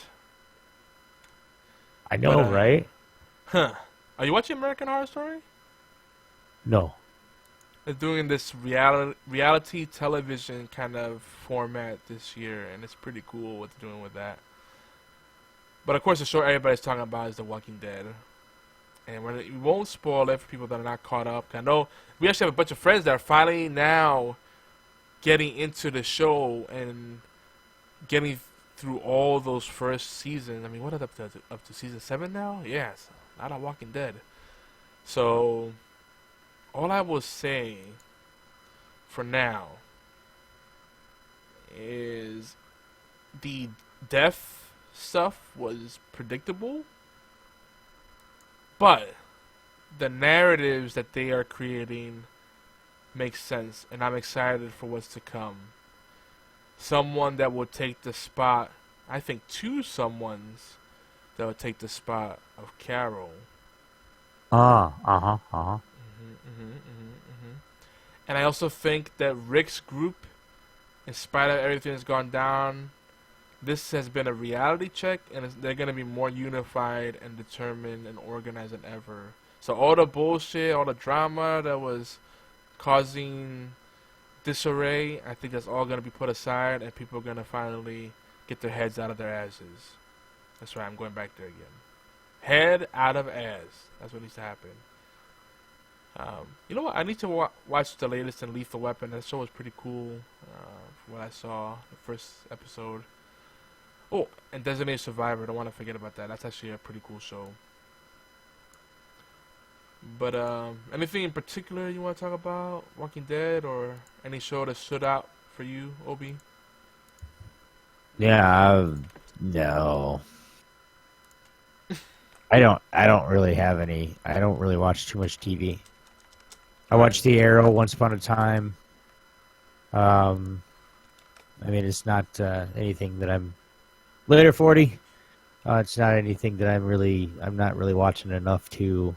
I try to catch as much as I can on Hulu, but I'm just staying busy. All right, so we'll move on to video games. So I think we're making good time. We got about, make sure my math is right. Oh yeah, we got a good 40 minutes roughly. Well, 30 minutes to talk, and then 10 minutes of outro and jerking off, more or less. I'd rather not do that with you on the mic, tell you the truth. Oh, I'm doing Just it saying. already. Too late for that. You should have told me earlier. No, you can do it all you want. I'm fully committed. Sorry. Yeah, dude, do what you needed to do, bro. Dirty bastard. You can't stop that once you start. Like, that's the most awkward thing ever. Like, going back on it. Yeah, no. I'm not. I'm not. I'm not dogging you at all, man. I'm just, just go it. You don't need to tell me. That's kind of the thing, I mean, you do make a good point. I mean, if you stop midway, then you have more gas in the tank for later. Keep edging yourself. Nah, you make a good point, Obi. Yeah. Let's think about it that way. You're fucking weird. Yes, I'm gonna make it as awkward as possible. So anyway, moving on. Video games. Let's talk about them. Last week I was kind of talking about how everybody's talking about the hot newness. But I do have to say, I was frustrated at some people, but sometimes the community does come through. But it's usually with the frivolous thing, like with the things that really matter. People are like, curing cancer, nah, I don't care. Hey, I really would love to play this game with you. Oh, you don't have it? Well, buy it. Well, I don't have that money right now. I kind of got to get a Christmas present. We got a lot of bills. Tough time. And like, oh, I'll buy it for you. Okay. I'm not going to say no to that. I'm not too proud to take a freebie. So, yeah, I may have got at some of those hot newness games. But before I get into that, I did play The Escapist on Xbox One. Let me say, same thing as the PC version. Pixel graphics. You gotta escape out of prison. It's cute. It's cool. It's really funny because like you got conversation with the different inmates and different weird situations that happen. You gotta show up for the roll call and for lunch and breakfast, lunch, and dinner and all that stuff. And you gotta try to collect items and make deals and not be suspicious, because if you raise the guard's suspicion, then you can fail to escape. And every prison is a different escape. Had different ways you can escape. It's kind of like Hitman, but instead of trying to plan out an assassination, you're trying to plan out your escape. It's cool. It's Prison Break with retro graphics. There you go. And really hilarious dialogue. The Crew. This is a game that, I don't know, people really took a shit on this game. I don't know if it's because Ubisoft or because Ubisoft promised the world and then didn't deliver. But I gotta say, I'm not a big racing guy, but from what I got to play, it got me pretty invested. The only reason I stopped playing it, because I wanted to play some of these other games, which I'm about to talk about. But I wonder what the multiplayer is like. Have you tried the multiplayer on The Crew yet, Opie? No. I'm really curious, because Need for Speed Rivals was pretty cool, but The Crew seems more like my kind of thing, because it has like the dirt, the off-track kind of stuff. It kind of reminds me of 4x4 Evil and dirt and all that kind of stuff, so might have to try the multiplayer and I'll report back on that. But I'm going to talk about 3 games. One that I will be playing after the show, and 2 that I have been playing, and they're all new releases. Obi, do you want to guess what they are? You know me well. You know my gaming taste. I give up. You just tell me. Oh my God! Come on, you could guess one. New releases, Xbox One. Oh, Hello Kitty Funland. Oh yeah, that's one. Bizarro's Epic Adventures. Damn, good. Peanut Butter Jelly Time for 3 years and younger. And then that last one's wrong. Oh man, the Roly Poly Oleo Adventures. Nope, no. And then Siege. It was not a new release though, but yeah, that is part of the playlist. Come on, guess for real. Guess one. What's released in the past 2 to 3 weeks that everybody's been playing and talking about? Oh, I can't reply to all that. Oh my God, you're such an asshole. No. I had Fatal saying something. Wait, you forgot about Sesame Street, Elmo's Number Adventure, Limited Edition, Deluxe Volume, Day 0 release. That I wish I got. That sounds fantastic. He said that he wishes he got. Elmo, fuck you up! Yay! You're only 2.5 made. 2.5. That's super rare. You can sell that shit. All right, so I do apologize. Say what you just said again to me. All right. 3 games. 1 I'm playing tonight after the show. 2 I've been playing, and they came out in the past 2 to 3 weeks on Xbox. I don't know. I made my guesses, dude. You tell me. Oh my lord! You can guess one of them. Yeah, Siege. No, new releases. Oh, I don't really know. I haven't been paying attention to what's coming out. Like in Infinite Warfare, and the team has been like priority on a bunch of what I've been doing right now. Oh, speaking of which, I was not impressed by that beta at all. No. There's quite a bit wrong, but they're working on it. It felt like it's a lot better, dude. I played it on PlayStation and I played it on Xbox, and the smoothness and everything else that was the game was, I want to say 50 to 75% better on the PlayStation than it was on the Xbox. Well, yeah, so like PlayStation is more advanced. No, it's just simply because they're developing primarily for the PlayStation and porting it over, or developing providing less resources. That's the way it is whenever any platform is the flagship. They always invest more resources in whatever the flagship is. You know, now it's PlayStation's turn. What's this game that you're gonna play, man? Well, listen. Now you got me talking about Infinite Warfare. To me, the problem is it's not much different from Black Ops 3 to be worth it. I'm gonna be playing anyway because my son already bought it. And he said you could have it. I just want Call of Duty 4. And I'm like, well, can I get the Call of Duty 4? You can have the Infinite Warfare. Can I have the Infinite Warfare? I know, right? So I'll play it, but I feel like there's a lot of things that feel off about it. Maybe it's what you were saying. It just felt, I don't know. It felt really weird, like really off, like. Well, I'll ultimately be getting it on PlayStation, so if that tells you anything. But yeah, we're in talks. I'm in talks with Sony right now to get a couple more PlayStations for the team and whatnot. And nice. Yeah. Nice. But yeah, Black Ops 3. If I'm going to be playing it, I'll probably be playing it on PlayStation. And we're playing lots of. Go ahead. Sorry. Well, I was gonna say that I like the Black Ops 3 beta far more than Infinite Warfare. So I don't know if it still needs to put more polish on there, but I like the crafting. Go ahead.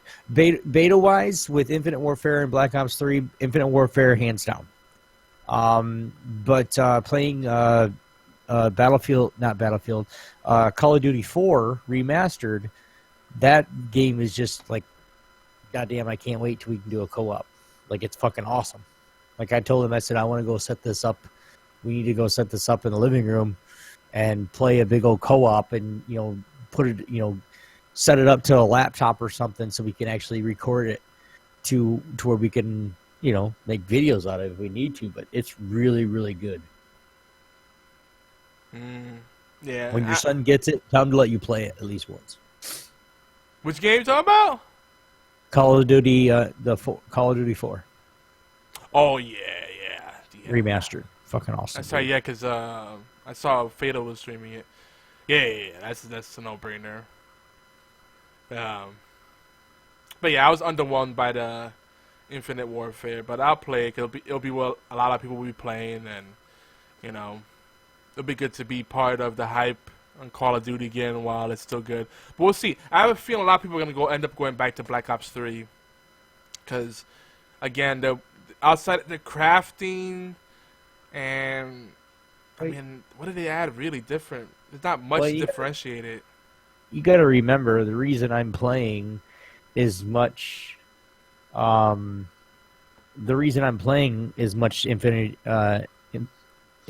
Warfare as I can is because my team is. Right. So it's like, I got to be into it and be, get and play it, even if it's on Xbox. Like, I need to play it just so... Like when my guys talk, or when somebody talks to me and they ask me a question, like I'm not going, and then send it back to Fatal Blades. I don't want to do that. I don't want to be that guy. I don't want to be that guy. Well, what do you do for us exactly if Fatal does everything? No, yeah. And I don't want to sit there and be that guy that goes, well, I'm the one that gives you the contract. Yeah, or I'm the one that does this. I don't want to be that guy. I want to be part of the. I want to get to know some of the guys, get to know them a little bit, even though at the end of the day it's business. I still want to get to know them a little bit. Right, yeah. It's good for management to be in the trenches to some degree to see what it's like there and make the right calls. And I get that. But, even with me, that's part of the reason I play so much Rainbow Six Siege, because now they have the built-in tournaments in the arena on Xbox Live and all these, like, quick and dirty mini tournaments and exhibition matches you could do now. We've been doing that and challenging teams just for fun, and it's been great. I'm obviously not as organized as what you guys are doing, but I'm really into like the meta and keeping up with best practices and learning the maps and all the different techniques and the common routes people take and best loadouts and optimal trap placement. We get into all of that. But anywho, moving on from Call of Duty and Rainbow Six Siege for now. The game I mentioned one of them earlier, Battlefield 1. Man, scrub. Mm-hmm. You know, you gotta cue the sad violin music, because, Jesus, when you die, like, that music they play is depressing as fuck, like... It really is. It's like,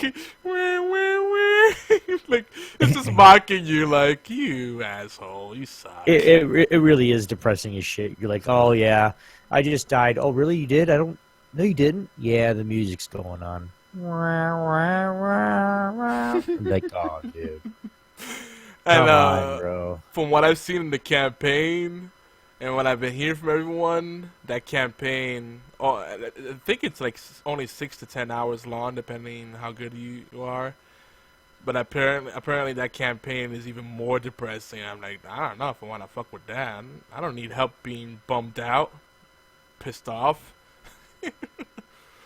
But if you want some feels, it's a whole different tone for this game for sure. Like, it's a lot more serious and unforgiving, I feel like.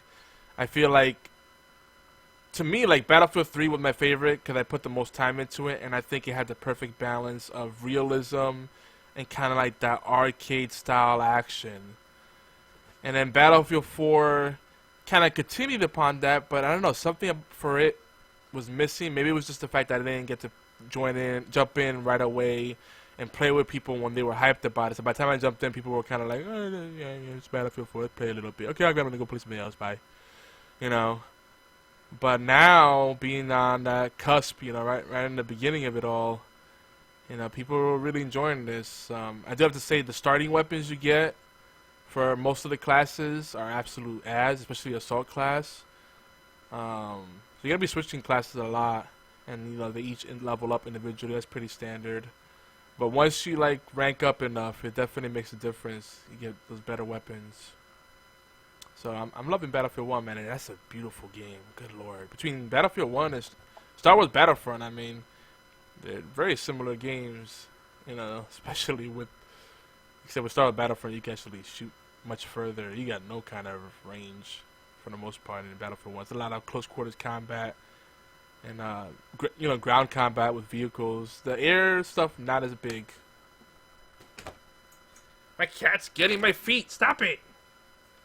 I'm gonna put you in a bucket, kitty cat. So what do you think, Obi? About Battlefield 1. I really with like the beta and stuff like that, I really liked it. But I don't know. I'm gonna try to get it. I just yeah. Well, the other game, do you want to take a stab at what the other one is? We talked about this one before too. I'm probably gonna get it wrong. Okay. I don't know. Gears 4. Oh yeah, that's another one that I really want to play. Yeah, and I'm really impressed. Like, one thing that Gears does, and again, none of it matters Gears if you don't. community, dude. Gears community is ruthless, though. Yeah, like, they're dedicated. That's one of the things. things. If you're a scrub, they will make sure you know. Just ask Optic. The thing about... Or ask Team Envy after Optic totally brutalized him on the mic. You fucking suck! What's weird about I was like, damn. Gears, the way it plays, and it's an acquired taste because it's fast-paced, but at the same time, it's slow. Because everybody's super huge. Even the women are huge and just towering figures.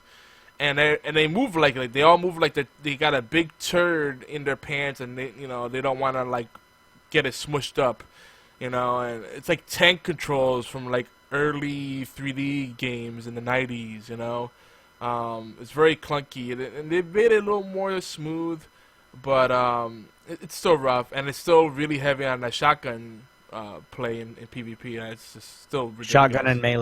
Shotgun and melee is like huge. Yeah. But once you get past that, the thing about this game that makes it so special, they check off all the boxes. They got lock boxes, like everybody else does, and that's fun. Something that Overwatch desperately needs to give you more of a sense of progression. I mean, there's so many things you can unlock just by playing matches, right? It's not about level up. You just get them randomly. That's great. It keeps you hooked. You're like getting these free things, skins and different cards you can use, and there's crafting. Then they took Horde. They took the good stuff from Gears of War Judgment, including the Horde improvements and some of the mechanics in there. They brought it in there. Now in Horde, you can play as different classes. There's upgrades. There's different things you could bring into the match pre-game. Like, there's so much shit you could do. Then and then they got the event calendar where they got the seasonal content and the double XP weekend. Like, they got right now they got the pumpkin dodgeball. Everybody's got pumpkin heads, and sometimes it's hard to tell who's a friendly or a foe. So sometimes you're shooting at a friendly, and you're like, why aren't they dying? And the enemy comes up behind you, or you're staring at an enemy and you don't fire at each other because you don't realize you're enemies. And it's just silly fun. So like Gears, for me personally, it's not a game I'm interested in being really good at, but it's just so much fun. Well, playing it's actually it's something that like you can get in there with friends and just have. I mean, like I said, it just have fun. Like even if you lose, it's something that it's. I don't know how to explain it. Yeah, even when you're losing, you're having a good time. That's basically it. You said it already. And we have a lot of folks in Geeky Antics and all games communities that playing this. Normie's playing it. Sean Imes is playing it. Eric Smith, a.k.a. St. Nicholas, is playing it. Gabe Olea, Uncanny X-Bros, one of the podcasts we syndicate, he's a beast in this game. Like, he's one of those tryhards that this is like his game. And I don't want to... Like, facing him, against him, is a pain in the butt because he's way too good at it. Personally, I also find I like to tweak the default controls and sensitivity settings because I don't like the modern controller. I like the classic Gears settings better because it's easier to swap weapons.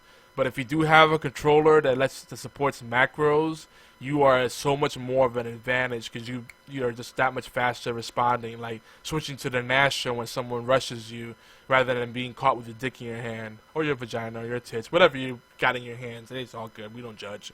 Your robot antenna, that's good too. But yeah, Gears 4, if like you have to choose between Battlefield 1 and Gears 4, even though I love Battlefield 1, Gears 4 differentiates itself a lot more right now. And it's a good palate cleanser. And there's just so many playlists and game modes. Just the Horde mode alone, defending against 50 rounds of enemies. I mean, that's just intense, yo. Now, the game I'm going to play after the show. I played, like I said, it's one of those things that I played the beta, and Did you play Gears 3? No. What's the last Gears you played? I think 2. Did you beat the campaign? Yes. Did you play a lot of Horde mode? Yes. So, I mean, yeah, so you're not that far removed from what it's been. You know how they used to have the event calendar where you could see ahead of time all the different special days they have stuff lined up? I think maybe they introduced that in 3, actually. I don't remember if they had it in 2. I don't remember none of that. Well, I mean, this is like... That's what they do here. Is like you could see the event calendar, and they got the battle packs and crafting and different playlists, and it's just a feature-rich game. But at the heart, it's still Gears. So, if you like the beta, yeah. I think there might be a trial or demo for it. No, never mind. There is. Is there? Yeah. I hate demos. Yeah, but some of them, if it's a trial, it's different from a demo. Like Battlefield 1, if you have EA access, which we both do, you get free trials for all their new releases. And they last 10 hours. So we could play together. That's what's cool about it. I think more companies do that. But it's one of those things where, like, okay, you ready to play? And then you get 10 hours. That's it. You get 10 hours. Once it's done, you're done. Yeah. Okay, but still. so we're ready to play. We're ready to play for at least 5 out of the 10. We're ready to go and ready to make it a thing. And then everybody goes, or I can't log on or do whatever. Or, it's just everything falls apart.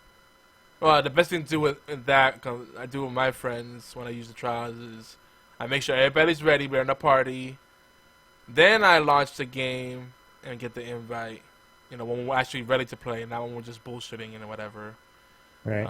So you're not running the clock, because as long as the game is open, I think that clock keeps going. It doesn't matter. I wish it was just gameplay time, but no, it's the moment that app is open, it's counting down, which sucks. With Battlefield 1, it forces you to watch this like opening cinematic and play through the prologue story, which is great, but I want to play on my terms. So some of you just want to just load up a game and go straight into multiplayer, like I'm going to do with the next game. I was going to say Titanfall 2. I'm playing that after the show. Damn. You can't even guess one, Obi. I'm disappointed. We've been talking about these games for months. Sorry, what'd you say? Penis. I missed that. Yes. I say in the game I'm going to play that launched tonight, I'm going to play after the show. What, you play with your penis? Oh, yeah, that's a given. Do you know what game is it? Take a guess. It launched this week. So I don't know. Man, you're really that out of the loop? We've been talking about it for like months. It's a game that we played the technical test for, and it ran for 2 weekends. It's an EA game. Robots. Oh, yeah. Now Wait, you what? know. Robots. What game has robots in it? I'm giving you hints. Oh my lord. Titanfall 2. You don't worry. Thank you for just fucking telling me! I couldn't say it any more obvious. But anyway. I didn't. Sorry. Is it out? Wait, Yeah. what? What This came out tonight. As of 45 minutes ago on the East Coast. Yep. Huh. Too bad I can't play it. Huh. But see, it's an EA game, so you can play the trial. We can play together and see if you even like it.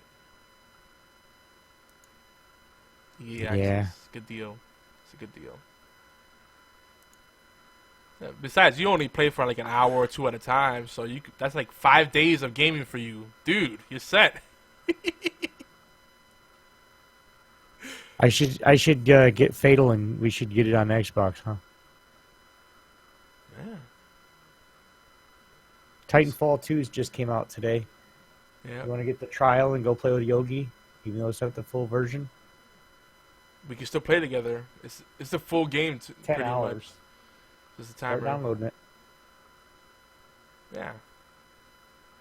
Then I'll grab a smoke, and by the time I finish, you'll have it downloaded, and we can boom, boom, boom. Yeah, maybe. We'll see. Okay. We'll see what happens. We'll see what happens. Yeah. We still got like 25 minutes in the podcast, so. Yeah. Well, 15. Well, I do. And then 10 minutes outro. Yeah. Wait. Yeah. Unless someone joins the call and derails us. Lol. Again, that wasn't a stab at anyone in particular. We do it to ourselves most of the time. So anyway, let's go move on. We're going to transition to our feature discussion, which is more about video games. This is what we were talking about last week. And it's our theme is games worth going back to. So we were talking about the hot newness. Now let's talk about the oldie but goodies. The oldies but goodies. And now these are games that are worth going back to or not. So, in the spirit of our old stream, our old theme, the dust off, hashtag the dust off. We're gonna, or even Sample Saturday. Remember that was a thing we did regularly? Yeah, look at some of our favorite games in the past year or so. On Xbox One mainly, and maybe some PC games too, and see how they hold up today. And I could talk more about Battlefield 1 and Gears 4 and all that, and Titanfall 2, but let's talk about some of the games, the older games, and how they're holding up. And surprisingly, I'm not going to start off Rainbow Six Siege. I'm going to start off small. I'm going to start off with Dark Souls 2. I've had some friends ask me if Dark Souls 2 is a good point to jump on for the series. Now, these games, they're not really connected. There's some lore, but you're not really playing them from the story. You're playing them for the experience, you know, unless you're really hardcore. So, if you want to know if it's a good point to jump on, I say yes. Jump on Dark Souls 2. Especially if you want to play online, because on Dark Souls 1, that online is janky as fuck. It pretty much doesn't exist. And it'd be cool to have someone to play co-op. So pick it up for Xbox One. You can get it dirt cheap, and we can play together. The next game is a game we covered in the news. The Division. Tom Clancy's The Division. And it's funny because Ghost Recon Wildlands is coming March of 2017. And it's got people talking about The Division and Ubisoft and how much they hate them and how they can't do an online game right and open world, boo. But The Division is still an amazing game. People just expected the wrong thing. Because, again, it's more of an RPG than an action shooter. The action's there, but still RPG first. Pickup groups, pugs, they suck, yeah. Matchmaking wait times for old incursions could be long, but they're actually not that long, surprisingly. Within 2 to 5 minutes, you can find a group if you want to do randoms. I played the Clear Sky incursion. That shit is batshit crazy. You go to Central Park, Columbus Circle, and that is a hot mess. I can only imagine what Dragon's Nest is like, and that's one of the premium ones. I need to get the DLC for this already and just jump back in it. But there's so much good. The game is beautiful. It's just absolutely stunning, and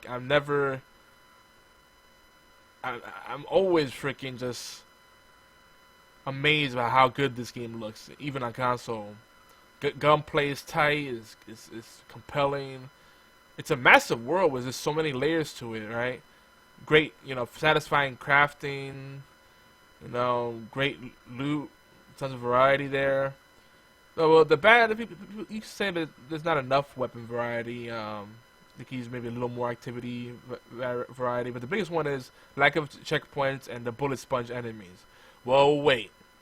With update 1.4, they addressed a lot of this, including backfilling to slots. So if you're in the pug and people leave, they rage quick, or they're tired of wiping, this isn't the lack of checkpoints. They're like, I don't want to start that wave all over again or that area all over again. Fuck that, I'm done. Now you can backfill slots through matchmaking, so that's fantastic. They improved damage scaling, so less of the sponge enemies, the bullet sponge enemies, and more of a focus on mechanics and smarter AI. So it's not, oh wow, the only reason they killed me is because they wouldn't die when I shot them 100 times in the head. Now it's more like, oh, they're playing smart, they're flanking, and they're using suppressing fire, blah, blah, blah. So they're really refining this game. And again, I think I keep seeing a trend where Ubisoft is really listening to the community and trying to refine and iterate upon already strong platforms. So, really excited to see what they do with this game, and really excited to go back with it with our friends on a more consistent basis again. Maybe not as much as we used to. Like, we really hit it hard those first few months, but I'm still a big fan. Are there any games you've come back to besides the usual, like? Dust it off? Not really. How about Overwatch? Nope, haven't played Overwatch in a while. Again, busy times. What game are you playing at the end of the stream again? Titanfall 2. Okay. It's an EA game, so it's on trial.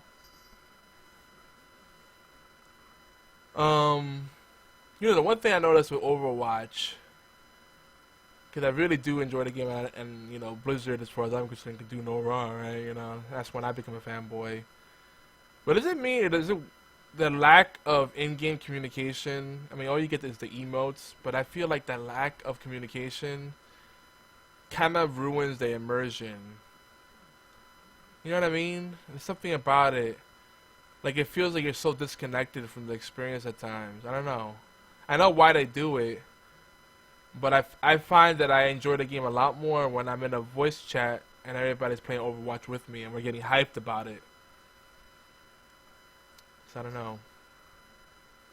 Yeah, it's not. I thought it was on EA Access, and it's not. So It's not? no, It will be then. well, it's not yet. Huh. Give it probably by Saturday, I'm thinking. Because Battlefield 1, they had it on their... Battlefield 1's been on here for a while, though. Yeah. Like, I still have that trial, which is how many hours? 10, 12 hours, something like that? Yeah, and all you can do is the big map. No, you could play anything. Yeah, because I just go in there, when I had a trial, I just clicked join game, you know, when I saw a friend playing, and I just joined on him. We'll see. Yeah. It's basically just the full game, but on a timer. It's pretty cool. In fact, when I popped the disc in, the retail version, all it did was just patch the trial version. I didn't have to download anything, really. So, that's pretty cool. But yeah, Overwatch, again, like I keep saying, they really need some unlockables and more of a sense of progression, because this is something nice. I mean, the great gameplay is fun, but it's always nice to feel like you're working towards something. I guess maybe because it makes you feel like less of a scrub for putting so much time into a game, you know? Because, I don't know, for me personally, just getting better at a game is not enough for motivation. You know, it needs to be a very rare kind of game for me to care to get that much better at a game. Like Rainbow Six Siege, I'm committed to, like, getting better and learning from my mistakes. Like I really take that game pretty seriously. You know, not that I don't with Overwatch, but that's more for funsies, you know, in comparison. So I want the little goodies, you know. Why are loot crates only available when you level up? Why can't they just randomly drop during certain matches? You know, it's weird. And then they got the weekly brawl, but they need more game modes.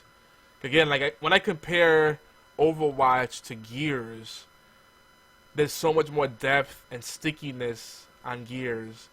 And then I look at Overwatch and I'm like, these games should not even be on the same price point, regardless of how much polish they have.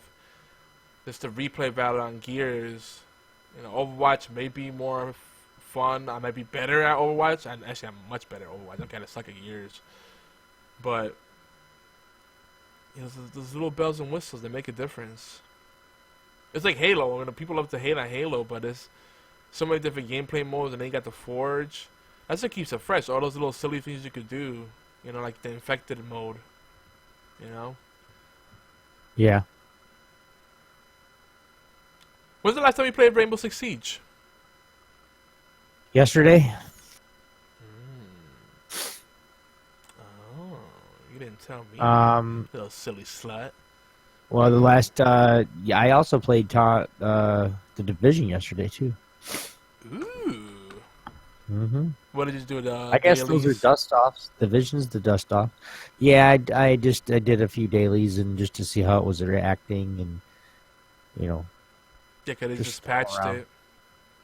They did, and I was kind of looking at, you know, how everything works. If everything's even at low settings, everything was really, really good. So, or even at high settings, everything wasn't blurry and it wasn't all jacked up, and it was actually pretty clean. So, I'll get back into it and play a little bit. Yeah, and it seems like they are finally moving away from one of the biggest problems that MMOs face, where endgame gear is always the same. Like, there's always the one item, the one weapon, the one gear set that everybody should rock at the end, which is the dumbest model ever. I hate that shit, that cookie cutter bullshit. Because it's like, if we're all gonna end up in the same place, what's the point of even bothering? Oh, because then it becomes about skill. That's a lot of freaking work to be this all homogenous and then differentiate yourself by being slightly better with your skills. Like, not compelling. To me, it's not just variety or variance in skill, but also your loadouts. Having that freedom is important. And the Dark Zone shit, that's still a problem. And I think they're trying to reduce the issues there. Because now, if someone is rogue, if they're nearby, the minimap focuses them so you can get an exact pinpoint where they're at when they get close, so that they can't get a jump on you. So that's gonna change the game. Because the problem with the Dark Zone is, most people just go there for their PvE to farm the loot. I know I do. But then people attack you for no reason, even if you have no freaking loot on you, just to troll you because they can and they want to just grief. There's no redeeming value to killing you. It's not like they can steal anything. And then it's wasting time. And the stupid thing is, your loadout for PvE is usually going to be different from your loadout for PvP. So, they're working on balancing that out, and I think the damage scaling is part of that, and making more of the gear scale and more significant. So this patch has been huge, and I'm excited about what they're gonna do. It was patch 1.4. I would like to go back to this game and get people rallied behind it, because it needs to do well. So year 2, I would like to see this be a platform that they stand behind, along with Rainbow Six Siege. Right, Obi? Right. Do you have the season pass for the Division? No. I might pick up the Underground expansion. Excuse me. I might just get the Underground. It's like $14.99. Because otherwise the season pass is $39.99. I don't know. That's a big pill to swallow. That's almost the price of a game. Yeah, that's. I really want to play all these different games. Like the games that I do have, I can start playing a little bit more. But like right now, it's once you start getting busy, you start getting busy. It's really nothing that you can do to. Oh, I know. I barely have enough time to rub one out. It sucks. Right. Brush your teeth with one hand and jerk off with the other. It's kind of awkward while you're taking a shower. Yeah. Weirdo.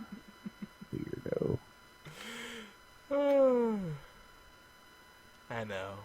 I'm all about that awkward conversation tonight. And going back, I think last week I talked a little bit about Star Wars Battlefront, which is still unique enough to play, even with Battlefield 1 out. They have it's a diorama, which is like the little miniature set that you build, like a scene, so to speak. And you unlock different pieces, different miniatures, different set pieces for the diorama by doing different activities and hitting certain milestones. And that's a really cool way of giving you a sense of progression. I'm like, man, that's really cool, because it takes you to a separate area in the game. It has to load in. That's how detailed it is. Mm-hmm. And you can zoom in on diorama and just check it out. And this game, there's really something there, and people shit all over it. But it's not just a game that's trying to cash in on a license, Yeah, Star Wars is a big part of the appeal. But if it wasn't Star Wars, I also think it's pretty cool. Right. I'm confused on what we're talking about right now. Talking about oldies but goodies. I moved from the Division to Star Wars Battlefront. Star Wars Battlefront, to me, I really enjoyed. This was one game that I was really thinking about getting. timing didn't work. So like I still want to get it. But it was one of those things where I wish I had somebody that wanted me to have the game, because I would have been like, hell yeah, let's play. Because I like Star Wars games anyways. I mean, look at my name. So I mean, it's something. I mean, I like Star Wars everything. Well, it's like a $15 game now, I think. You might actually, I think you get it for free in EA Access now, don't you?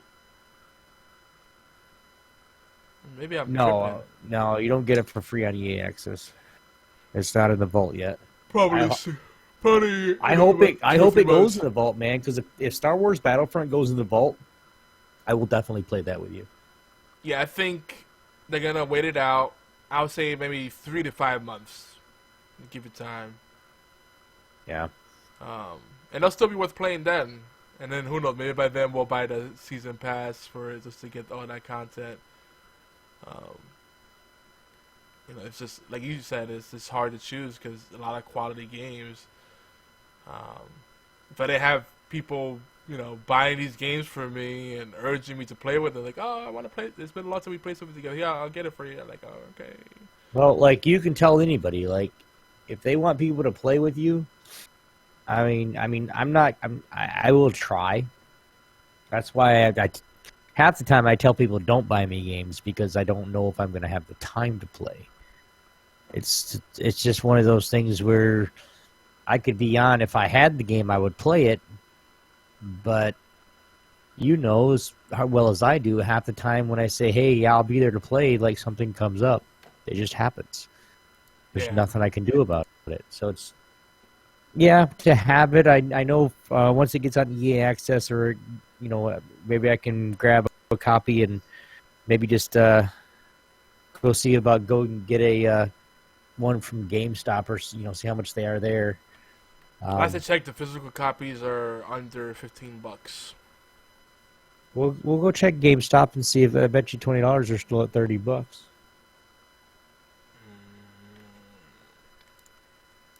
Let me see. We'll see. You talk about used? Well, as long as the game works, dude, I don't give a damn.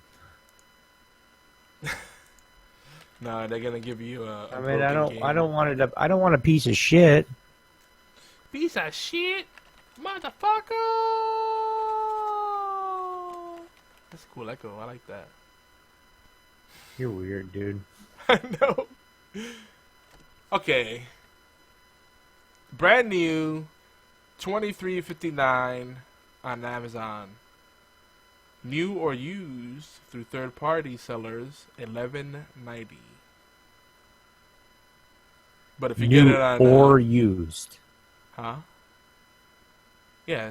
New or used. New or used So which through one third is it? parties. New or used? You know how they have the third-party sellers on Amazon. Yeah.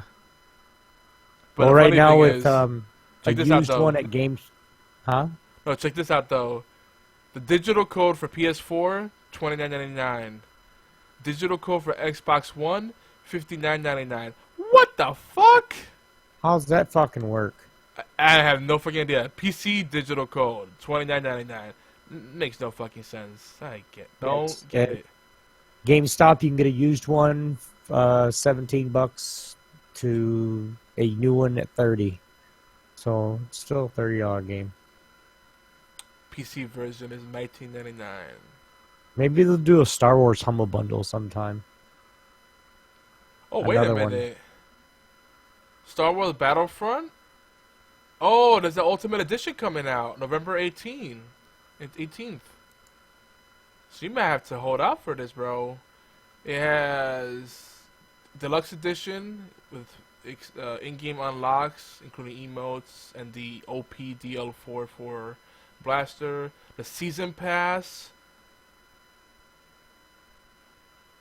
Star Wars Rogue One. Star Wars Battlefront Death Star. Star Wars Battlefront Beastman. All those are the expansions. Dude.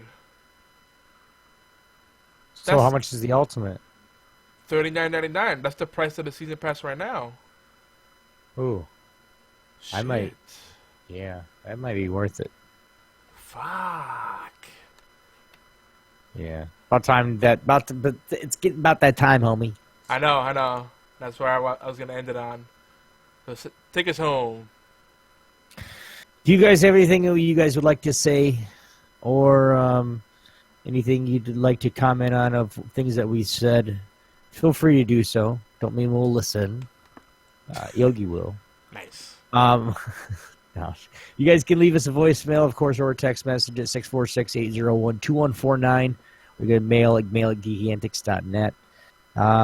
Guys, HorsePLAY Live is everywhere you listen to or download awesome podcasts, including allgames.com, Google Play Music, iTunes, Player FM, Stitcher, and TuneIn Radio. Please take out a few minutes to thumbs up, favorite, subscribe, and share. Even better, we'd love some reviews and comments. It's quick, it's easy, and it really helps us out. Huge thanks to all of you guys that are actually promoting our content. We love you very much, and thank you. You guys like eye candy, we love it too. You got YouTube and Twitch, youtube.com/geekyantics, twitch.tv/geekyantics. Here on Geeky Antics Network, in collaboration with All Games Radio Network, we have tons of shows that we cover with a wide spectrum of topics. We can't possibly plug them all. So if you guys want to check the full podcast lineup, geekyantics.net/schedule. You can also check some of our flagship shows on our Twitch profile and our aggregate feed over at geekyantics.net/podcast. Now, we do know that things are happening with those. They're breaking, blah, blah, blah. Thank you for those that are commenting and saying it's broke so we can get it fixed. Those will be up here shortly. But don't forget, guys, the intro and outro themed are brought to you by, provided royalty-free by, Thor's Techno Access, Techno with a K. Make sure you go check him out, technox.com, to get all your royalty-free music needs. You guys are listening to us on allgames.com. Wait a minute. I don't want to say that yet.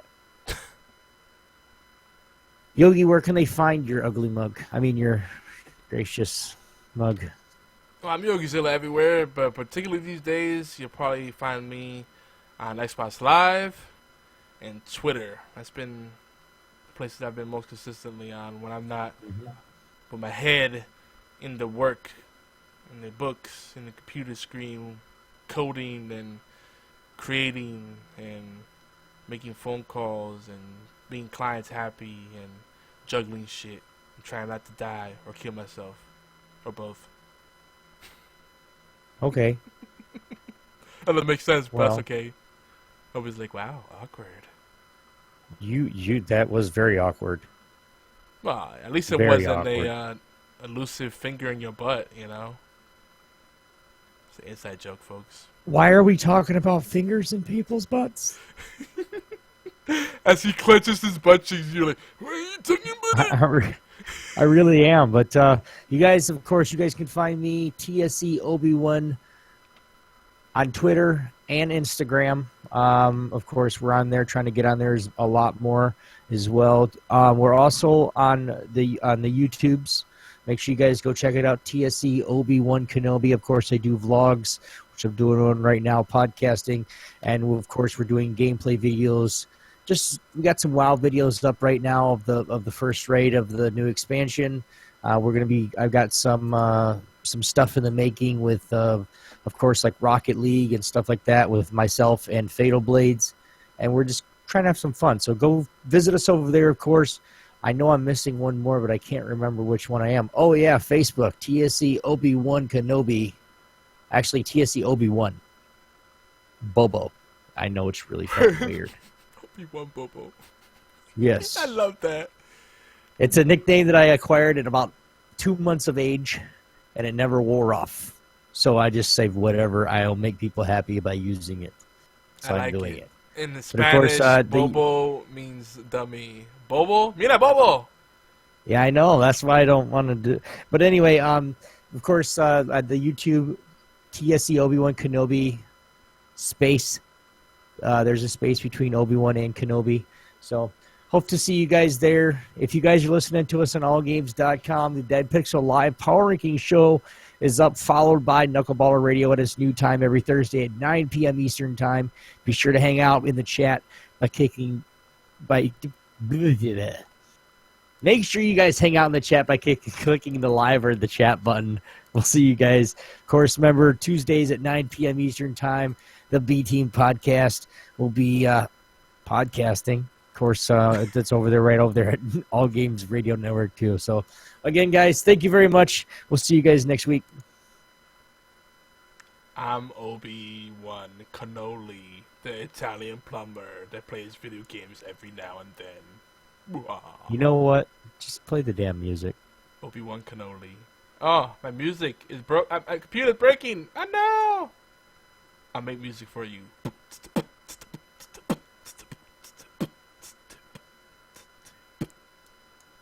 Seriously, my music's not working. You're gonna have to play it. You're crazy. Alright, guys. That's it from us. We'll see my Obi-Wan X2 or TSC Obi-Wan. Over there is Yogizilla. We'll see you guys next week. Peace. Okay, now I got it working. I already ended the recording, so we're still streaming, but just not recording anymore. Well, fine. I'll play the music then.